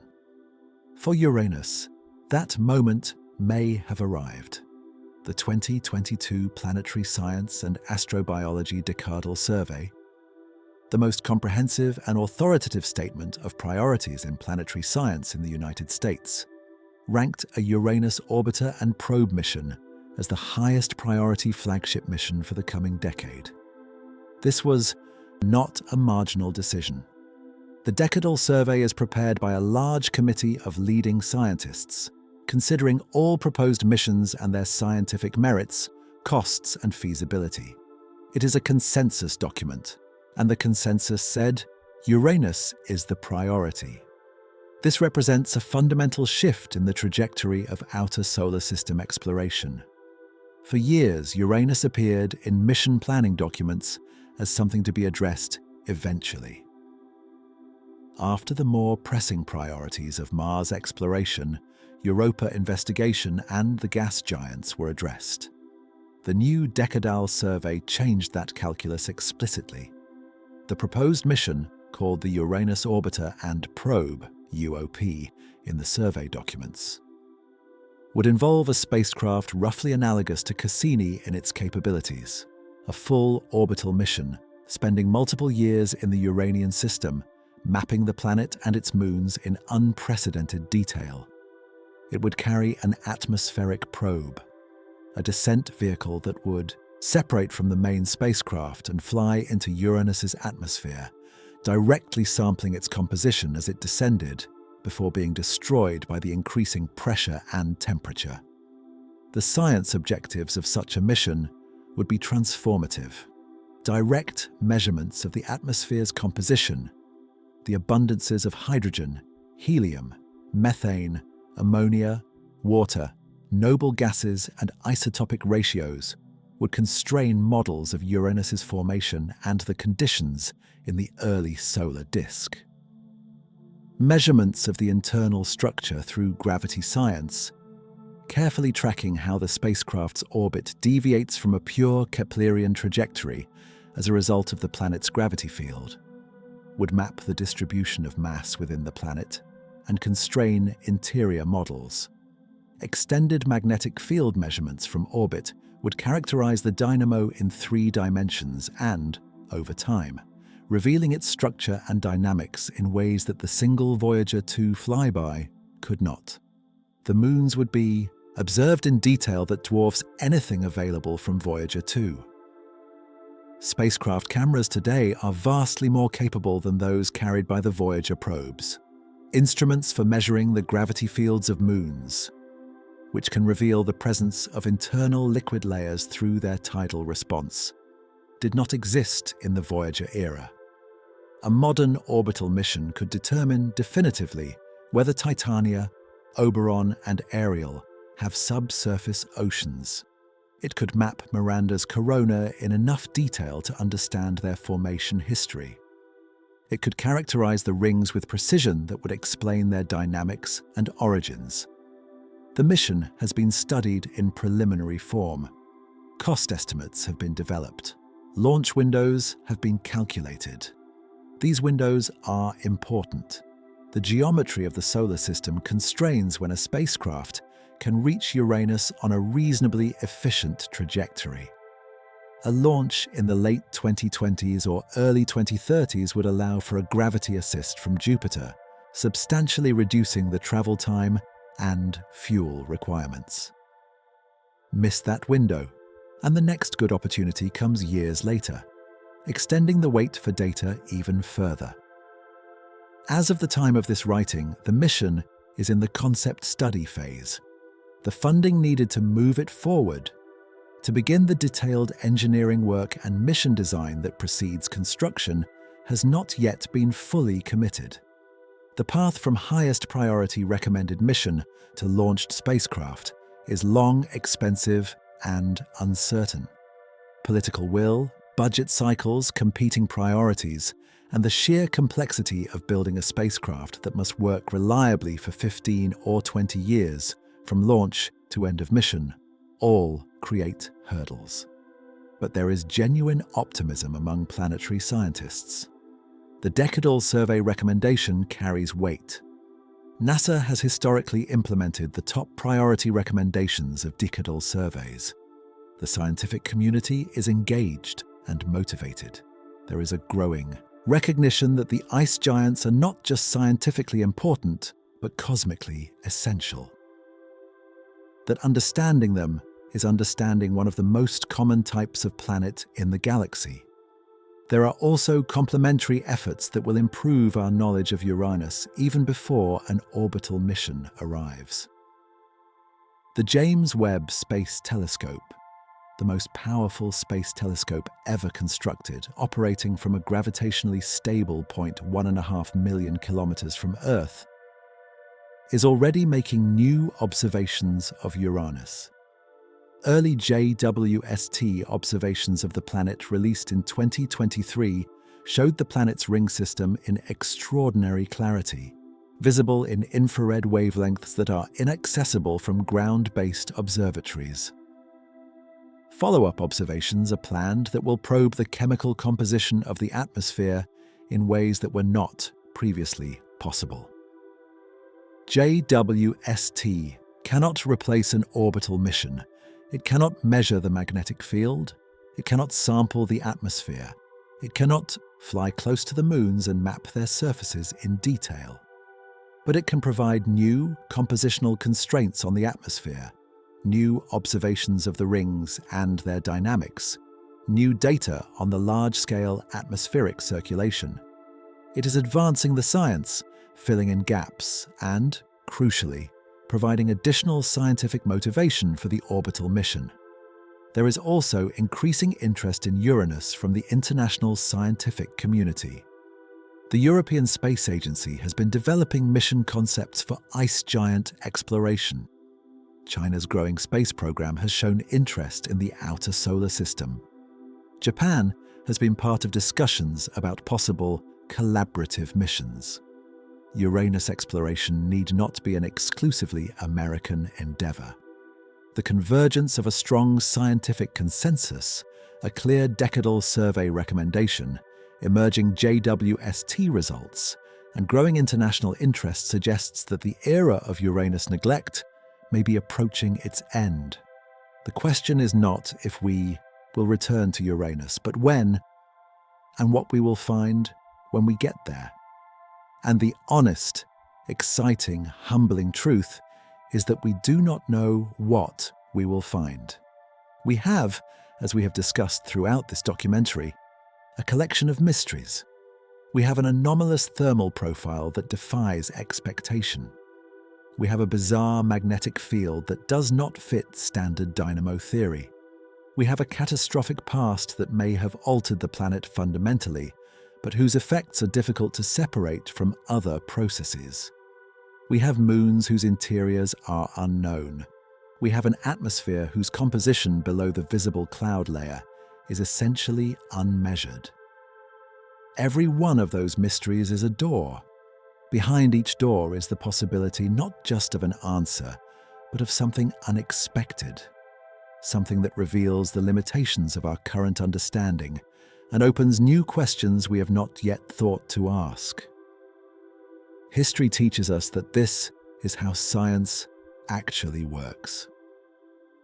The best discoveries are not the ones that confirm what we expected.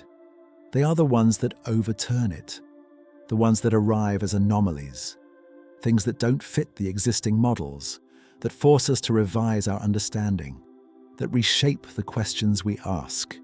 Uranus has already shown us, with the limited data we have, that it is a world full of anomalies, a world that does not behave the way our models predict, a world that surprises us, even from 2 billion miles away, even with the crude instruments and brief observations we have so far brought to bear. What will it reveal when we give it our full attention? We do not know. And that is exactly why we need to look. Let us pull back. Further than Uranus, further than Neptune, further than the edge of the solar system entirely. Let us look at the universe from a distance and ask a simple question. What is the solar system made of? Not in terms of its specific planets and their properties, but in terms of types, categories, the broad classes of object that appear again and again around other stars and in other planetary systems. The answer has been coming into focus over the last 3 decades, as the exoplanet revolution has allowed us to census planets around thousands of other stars. And it has been, in some respects, humbling. Our solar system is not typical. The arrangement of our solar system, rocky planets close in, gas giants far out, ice giants at the edge, is not the most common pattern found around other stars. Many planetary systems have their largest planets close to the star. Many have multiple super-Earths or sub-Neptunes packed into orbits that would fit within the orbit of Venus. Many have no Jupiter-sized giants at all, or have them in very different orbital configurations from ours. But sub-Neptunes, the category of planet that most closely resembles Uranus in size and, presumably, in bulk composition, appear everywhere. They are, by the numbers, the most abundant type of planet in the galaxy. The Kepler mission found them around a large fraction of the stars it surveyed. TESS has continued to find them. They appear around stars of all types, at a wide range of orbital distances, in systems with wildly different architectures. What does a typical sub-Neptune look like from the inside? We don't know. We have never been to one. We cannot dissect one. We can measure their sizes, their masses, imprecisely in many cases, and the broad chemical signatures of their atmospheres through transmission spectroscopy during transits. But we cannot measure their internal structures directly. We cannot determine whether they have rocky cores or icy cores, or some mixture. We cannot measure their heat flows or their magnetic fields. What we can do is use theory and physical models to predict what these planets should be like, and then test those models against observations.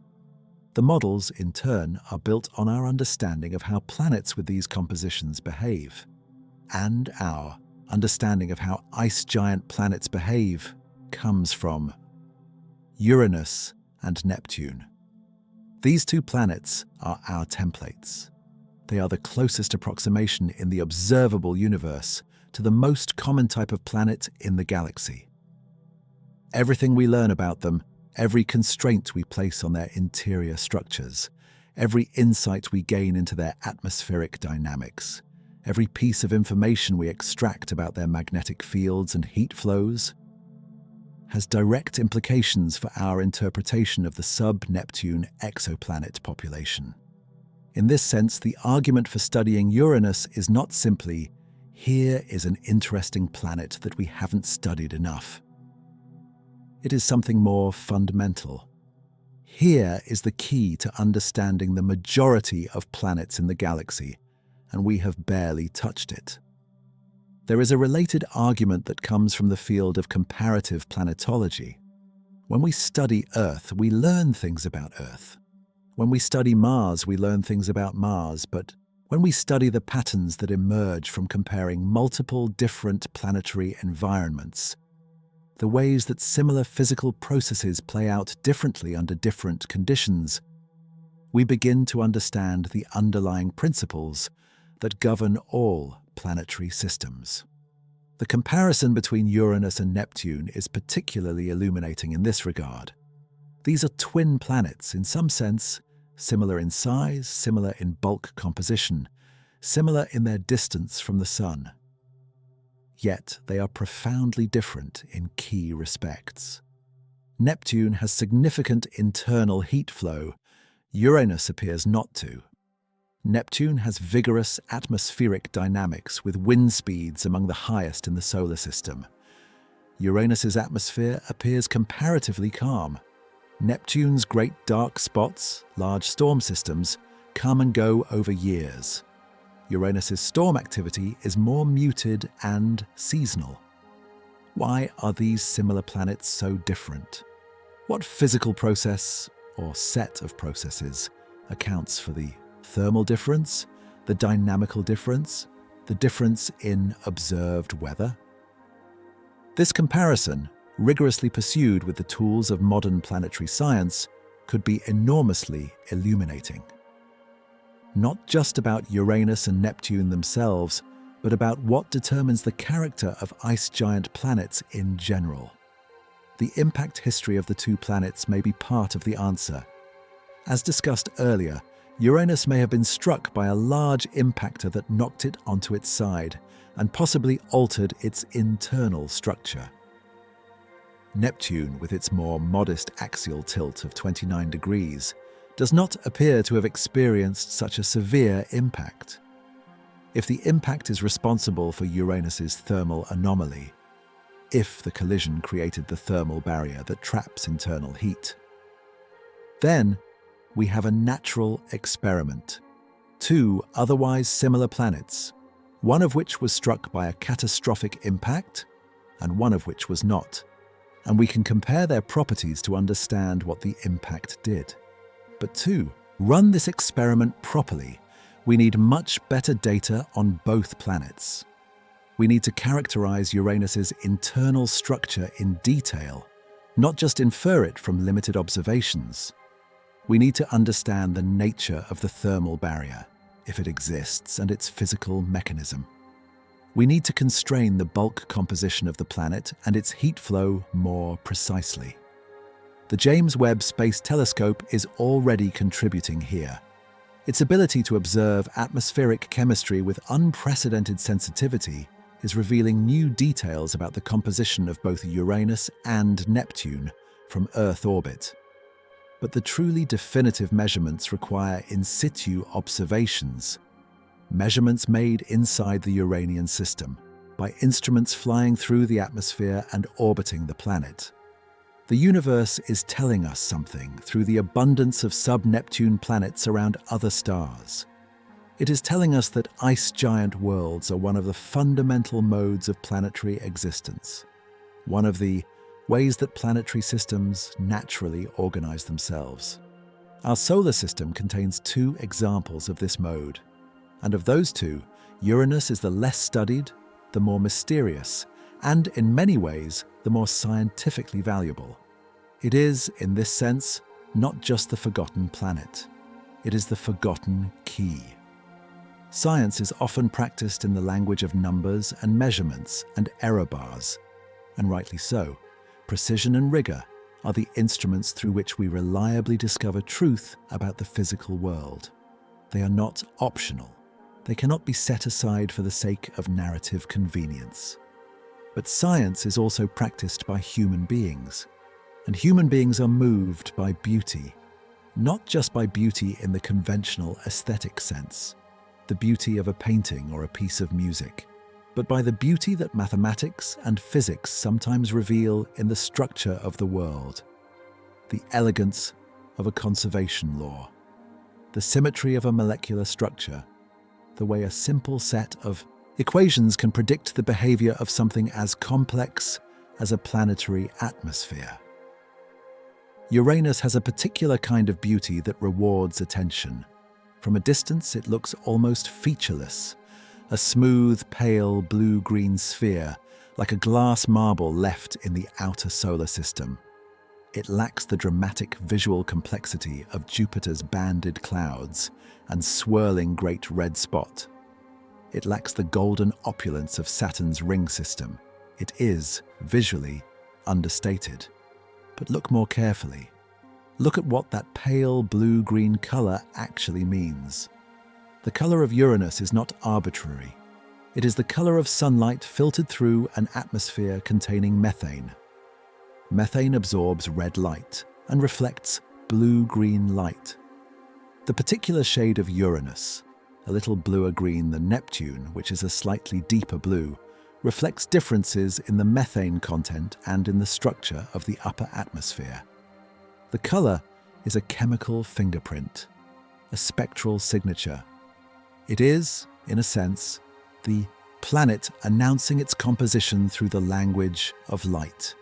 There is something quietly profound about this.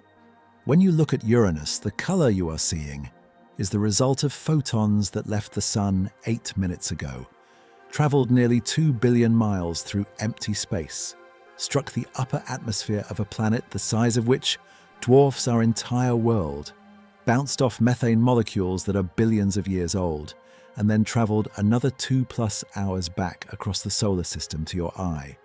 The color is a message, a story written in light. And then there is the tilt. The 97.77-degree axial tilt of Uranus, which we have discussed in terms of its geological and atmospheric implications, has its own strange aesthetic beauty. Uranus rolls around the Sun like a marble rolling across a table. Its north pole during part of its orbit points almost directly at the Sun. Its ring system, those narrow dark bands of material, circles the planet in a configuration that, when Uranus's pole happens to be pointed toward Earth, presents the rings face-on, like a target or a halo. This was exactly what observers saw in the late 1980s, during the period shortly after Voyager 2's flyby. The Uranian rings presented face-on, a bullseye of dark material surrounding the pale blue-green disk. It is a visual configuration unique in the solar system. No other planet presents its ring system this way, from this angle, at any point in its orbital history. There is also beauty in the scale of the Uranian system's mysteries.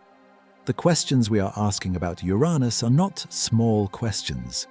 They are questions about the fundamental nature of matter under extreme conditions, about the history of violence in the young solar system, about the processes that generate magnetic fields inside planets, about whether liquid water, that most familiar and most precious of substances, might exist in the frozen darkness of moons 2 billion miles from the Sun. These are questions that connect the specific and the universal. Asking why Uranus has no internal heat is asking a question about the physics of planetary interiors. Asking why it has such a strange magnetic field is asking a question about the behavior of conductive fluids under extreme conditions. Asking whether its moons have liquid water is asking, ultimately, the deepest question in all of biology: where can life exist?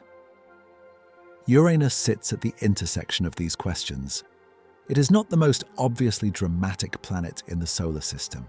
It does not have the raw visual power of Jupiter or the ring splendor of Saturn. But it has depth, it has complexity, and it has, perhaps above all, mystery. Genuine, unresolved, scientifically important mystery that has not yet been excavated. Every planet in the solar system has been, in some sense, partially demystified. We have rovers on Mars. We have probes in Jupiter's atmosphere. We have mapped the surface of Venus with radar. We have sent New Horizons past Pluto and watched as a geologically active world came into focus for the first time. Uranus remains uniquely, almost completely mysterious. And mystery, for those who understand science, is not a frustration. It is an invitation. It is worth pausing to be specific. To move beyond the general observation that Uranus is poorly understood and to lay out concretely what we do not know and what we could learn. We do not know the bulk composition of Uranus precisely. The ratio of hydrogen and helium to ices to rock in the planet's interior is uncertain. Different models predict different proportions, and the uncertainty is large enough that it significantly affects our understanding of where and how the planet formed. Direct measurements of atmospheric composition below the cloud layer, particularly of noble gases like argon, krypton, and xenon, which are chemically inert and preserve information about conditions in the early solar system, would dramatically constrain formation models. We do not know the structure of Uranus's deep interior. Is there a distinct rocky core? How large is it? What is the composition and structure of the ice mantle? Is there a transition zone between the mantle and the outer atmosphere? And if so, at what depth? Does the interior have stable compositional layers that suppress convection? And if so, where are they? These questions cannot be answered from Earth-based observations alone. They require gravity science from orbital measurements, combined with atmospheric composition data from a descent probe. We do not know why Uranus has essentially no internal heat flow. This is perhaps the deepest mystery and the most important one to resolve, because its explanation is tied to the planet's entire formation and dynamical history. Is the heat trapped by a compositional barrier? Did the giant impact drain the heat reservoir? Or are there other processes at work that we have not yet imagined? The answer will require a combination of interior structure constraints, atmospheric composition data, and detailed thermal measurements. We do not know the three-dimensional structure and temporal variability of the Uranian magnetic field. Voyager 2 gave us one pass, one measurement, one snapshot of a complex and rapidly varying field.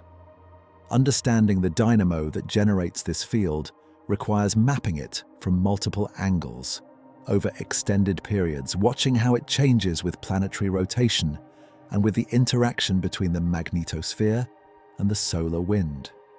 This requires an orbiting spacecraft. We do not know whether any of Uranus's major moons have subsurface liquid water. This is a question of extraordinary potential importance, and it is entirely unanswered.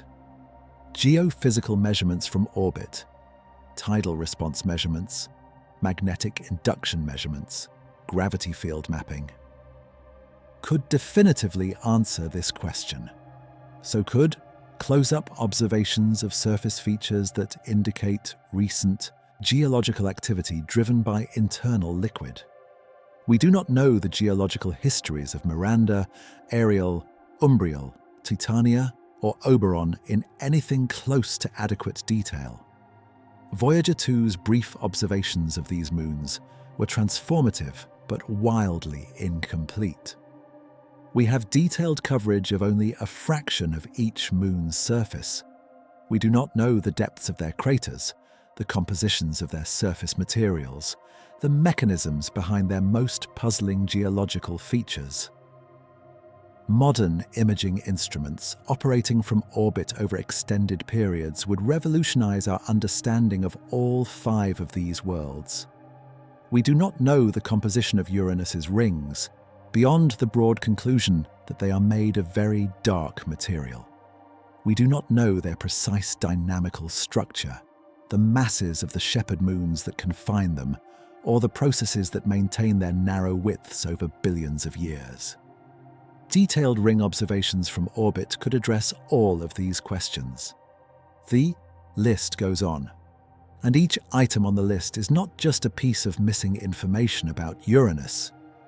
It is a missing piece of the puzzle of how planets work, how solar systems form, and how the universe organizes matter into the structures we observe.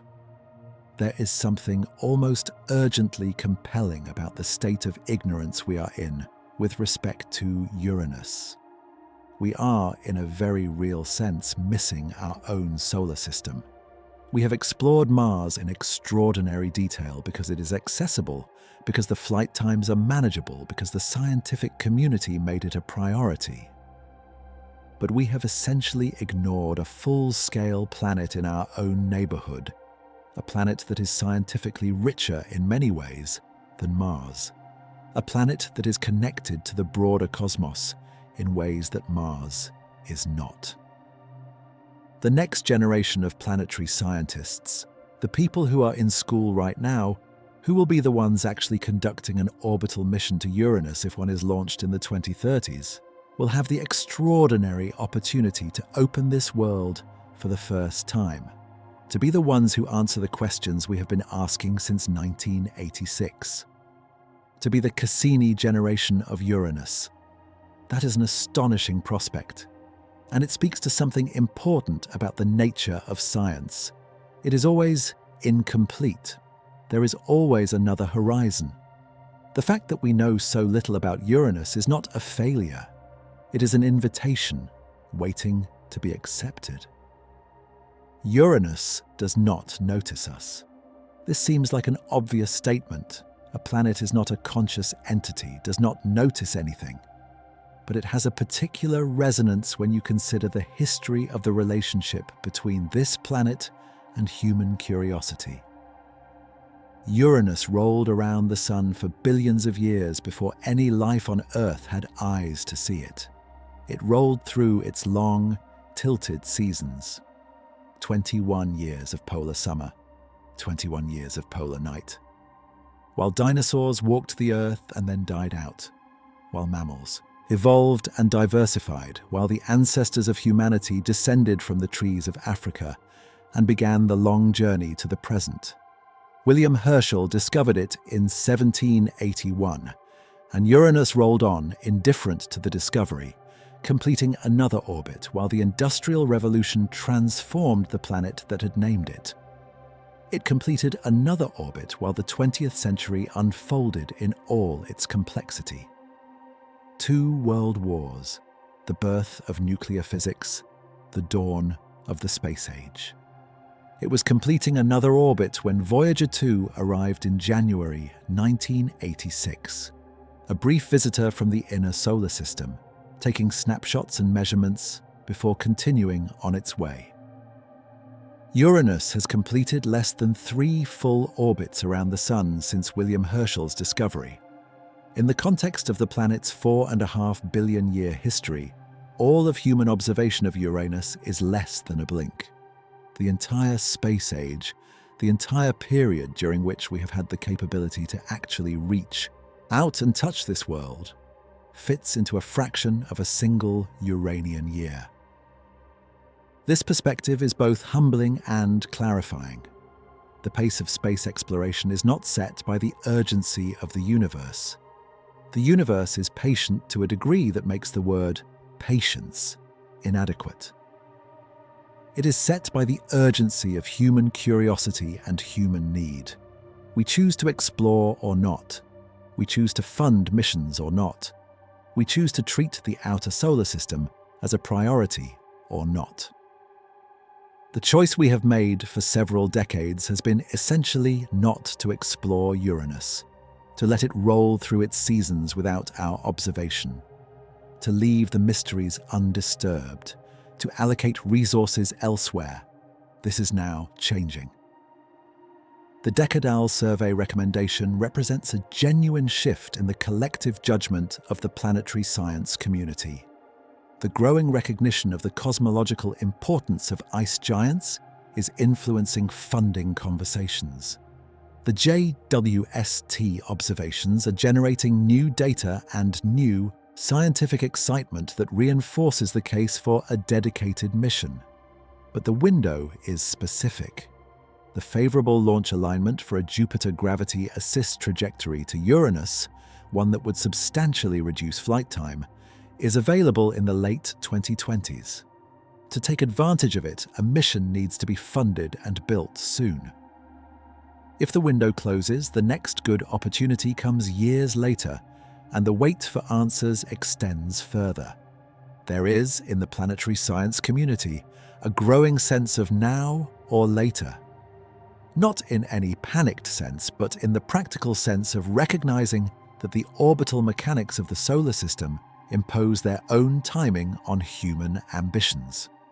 The planets do not wait indefinitely for us to make up our minds. Uranus will, of course, continue to roll through its seasons regardless of what we decide. It will not know whether we send a mission in the 2030s or the 2040s, or not at all. Its interior will continue to hold its secrets with perfect planetary composure. But we will know. The scientific community will know that one of the most important unexplored worlds in the solar system is sitting out there, answering none of our questions until we go there and ask them properly. And the next generation of scientists and the young people who are beginning to look up at the sky with wonder, who are beginning to ask the questions that will define the science of the coming decades, will inherit the choice we make now. In December 2021, a gold-mirrored telescope the size of a tennis court unfurled in space, 1.5 million kilometers from Earth, and began to see the universe in a way it had never been seen before. The James Webb Space Telescope, JWST, was the product of decades of engineering and scientific planning, one of the most ambitious instruments in the history of human science. Designed to observe in infrared wavelengths, it can see through the dust clouds that obscure visible light observations, detect the heat signatures of distant objects, and analyze the chemical compositions of planetary atmospheres in extraordinary detail. Its primary scientific objectives involved the early universe, the first galaxies, the first stars, the cosmic dawn of structure formation. But telescopes are versatile instruments, and JWST has turned its gaze on closer targets as well, including the planets and moons of our own solar system. In November 2022, JWST observed Uranus. The results were striking. The images showed the planet in infrared light, revealing features that had not been visible in previous observations. The ring system, narrow and dark in visible light, appeared in JWST's infrared vision as a bright structure, with the individual rings distinguishable in detail that surpassed previous infrared observations. The brightness of the rings in JWST's images reflects their thermal emission. The rings absorb solar radiation and re-emit it as heat, and JWST is sensitive to this heat in ways that older telescopes were not. The images also showed Uranus's polar cap, a bright circular region around the currently sunlit pole that has been known about from earlier observations, but that JWST captured with new clarity. This polar cap is thought to be related to atmospheric chemistry, driven by the intense ultraviolet radiation that the pole receives during its decadal-long summer. Methane in the upper atmosphere is broken down by UV radiation and recombines into other hydrocarbons, ethane, acetylene, and other molecules that form a photochemical haze. This haze is the polar cap we see. JWST also detected 11 of Uranus's 27 known moons in a single image, including some of the smaller, inner moons that had only been discovered by Voyager 2. The image was visually striking. A pale blue-green planet surrounded by its ring system and attended by a scattered family of moonlets, all captured in extraordinary clarity from a distance of nearly 2 billion miles. But the visual impressiveness is secondary to the scientific potential. JWST's spectroscopic capabilities, its ability to spread light into a spectrum and measure the strength of absorption features at specific wavelengths, make it a powerful tool for atmospheric chemistry. By observing Uranus during a range of conditions, tracking how the spectrum changes with season, with latitude, with altitude, JWST can build a detailed picture of the atmospheric chemistry that has never been possible before. In particular, JWST can observe the thermal infrared, the wavelengths at which the planet re-emits absorbed solar energy, with high sensitivity. This allows measurements of temperature profiles in the atmosphere, of heat distribution between different latitudes, and of the slight excess or deficit of emitted versus absorbed radiation that would indicate internal heat flow. The question of Uranus's anomalously low internal heat flow, one of the planet's deepest mysteries, is, at least in principle, addressable by JWST observations. JWST can also search for molecular signatures in the Uranian atmosphere that were not detectable with previous instruments. the detection of specific hydrocarbon molecules or of unusual isotopic ratios in atmospheric gases would provide new constraints on models of Uranus's interior and formation history. None of this replaces an orbital mission. JWST cannot measure the magnetic field. It cannot sample the atmosphere below the cloud layer. It cannot study the geology of the moons at close range, but it can substantially advance our knowledge of Uranus in ways that will sharpen the scientific questions a future orbiter needs to answer, and make the case for that orbiter even more compelling. We are, in a very real sense, on the cusp of a new era in Uranus science. After decades of relative stagnation, the same Voyager 2 dataset, the same Earth-based observations, the same theoretical models constrained by the same limited data. The combination of JWST observations and the strong momentum toward an orbital mission suggests that the next decade could be transformative. What we find when we look more carefully at Uranus, both with JWST's new eyes and eventually with a spacecraft in orbit, will reshape our understanding of this planet, its system, and the class of worlds it represents. Of this, at least, we can be reasonably confident. There is a particular feeling that comes from contemplating a world we have barely visited. It is not quite like looking at a map of a well-explored territory, where every road and mountain and river has been named and measured and photographed.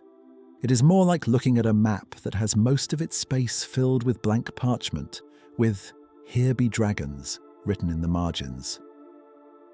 An old cartographic convention that acknowledged the limits of knowledge, the places where the known world ended and the unknown began.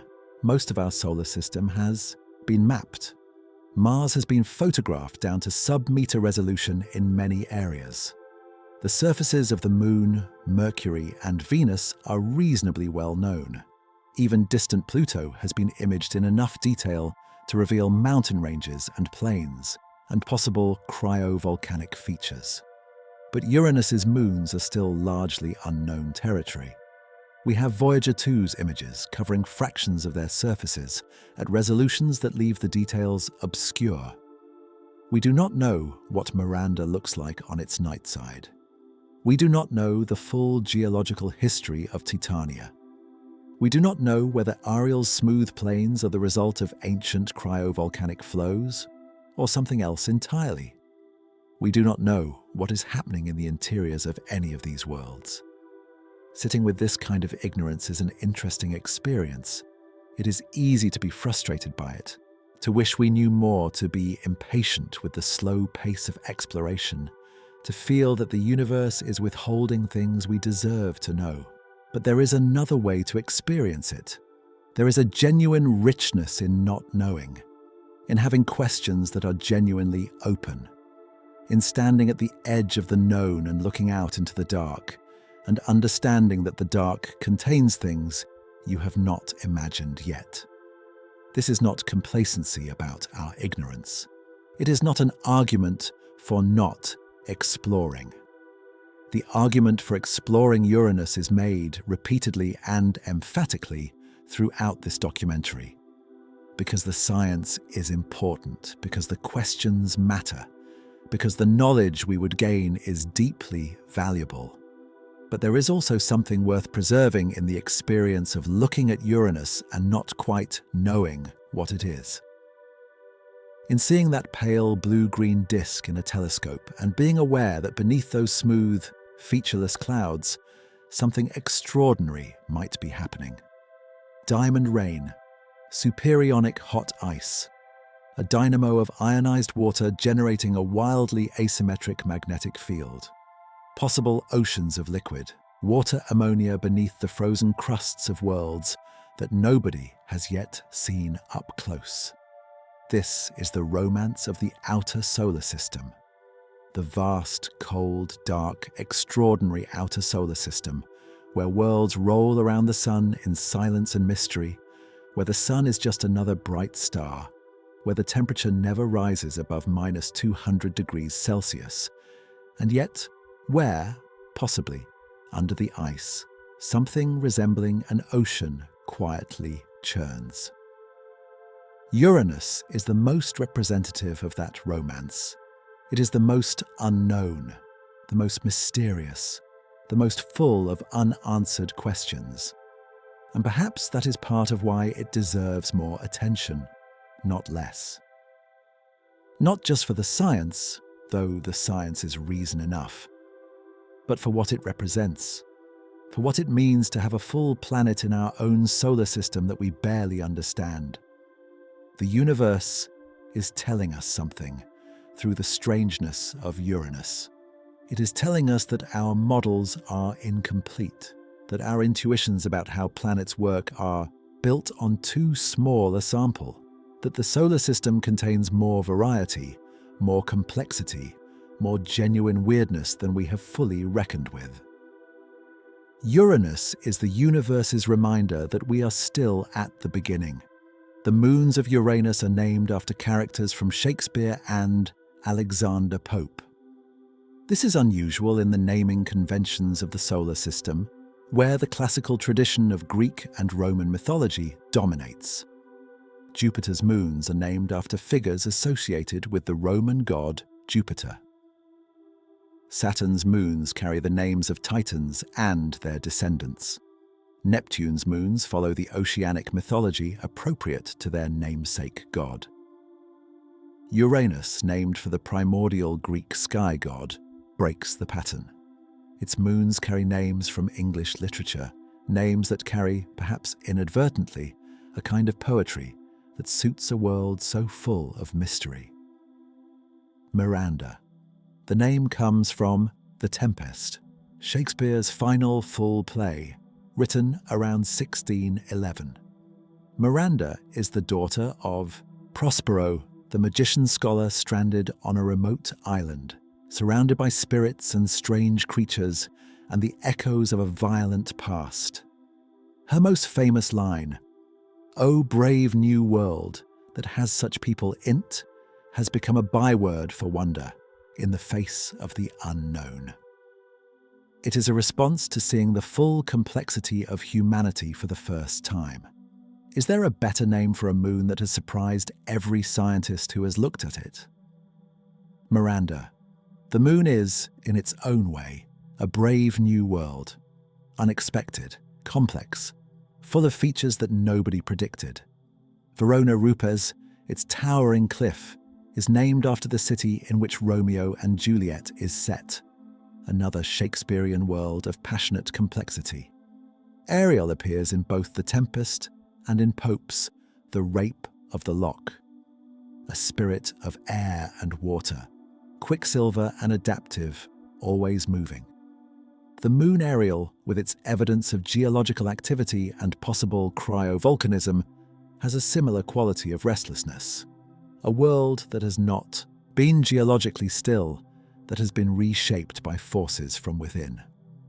Oberon and Titania are the fairy king and queen of A Midsummer Night's Dream, rulers of a magical realm, mysterious and capricious, presiding over a world of enchantment and illusion. The moons they name, large and ancient and heavily cratered, rule over the outer reaches of the Uranian system with a quiet, worn dignity. Umbriel is a dusky, melancholy sprite in Pope's poem, shadowy and dark, associated with gloom. The moon. Umbriel is, indeed, the darkest of the major Uranian moons, its surface absorbing nearly all the light that falls on it. Whatever process darkened its surface, organic chemistry, radiation processing, something else, has given it a character that matches the name it was given. There is something almost too appropriate about all of this. A planet of mystery and strangeness, attended by moons named after Shakespearean spirits and enchanted beings, orbiting in its tilted, rolling fashion through the outer darkness. The naming is, of course, coincidental. The moons were named long after the literary characters had been created, by astronomers following a naming tradition. But the convergence of name and character is real, and it adds to the sense that Uranus and its system have a personality, a character, that sets them apart from the rest of the solar system. Science and poetry are not opposites. They are both attempts to describe the world accurately. Science through measurement and mathematics, poetry through image and metaphor. The best science writing shares qualities with the best poetry. Precision, clarity, the ability to make the reader feel the weight of what is being described. And the study of Uranus, this strange, tilted, mysterious, cold, magnetically bizarre, potentially ocean-harboring world, invites both approaches. The scientific approach asks, what are the physical processes that make Uranus what it is? The poetic approach asks, what does it mean that a world like this exists? Both questions are valid. Both deserve answers. And the answers, when they come, will be richer for having been approached from both directions. It is a clear night somewhere on Earth as you read these words. Somewhere the sky is dark enough, and the atmosphere still enough that the stars are sharp and numerous. Somewhere a person is looking up, maybe with a telescope, maybe with naked eyes, and tracing the old constellations or following the bright arc of a planet, or simply sitting with the immensity of the sky and feeling the particular mixture of wonder and smallness that the night sky reliably produces. Uranus is up there, always, in its specific place in the orbital dance, rolling through its seasons, holding its mysteries, waiting. At its current distance, varying between roughly 1.6 and 2 billion miles depending on where both Earth and Uranus are in their respective orbits, it is invisible to the naked eye. Under most conditions, or at best a faint smudge that requires knowing exactly where to look. But it is there. A world of extraordinary strangeness and scientific importance, sitting in the outer solar system with the calm indifference of something that has been there for 4.5 billion years and expects to be there for another 4.5 billion. We have barely begun to know it. We know it rolls on its side. We know it is blue-green from methane. We know its atmosphere is brutally cold. We know it has rings and moons, and a magnetic field unlike anything else in the solar system. We know it emits almost no internal heat, which should not be true, and for which we do not have a fully satisfying explanation. We know a handful of things about its major moons, enough to know that Miranda is extraordinary, that Ariel may have been resurfaced, that Titania has rift valleys, that the interiors of several of these worlds might be warm and liquid and potentially interesting in ways we have not yet explored. And we know that these fragmentary facts point toward a world of genuine scientific importance.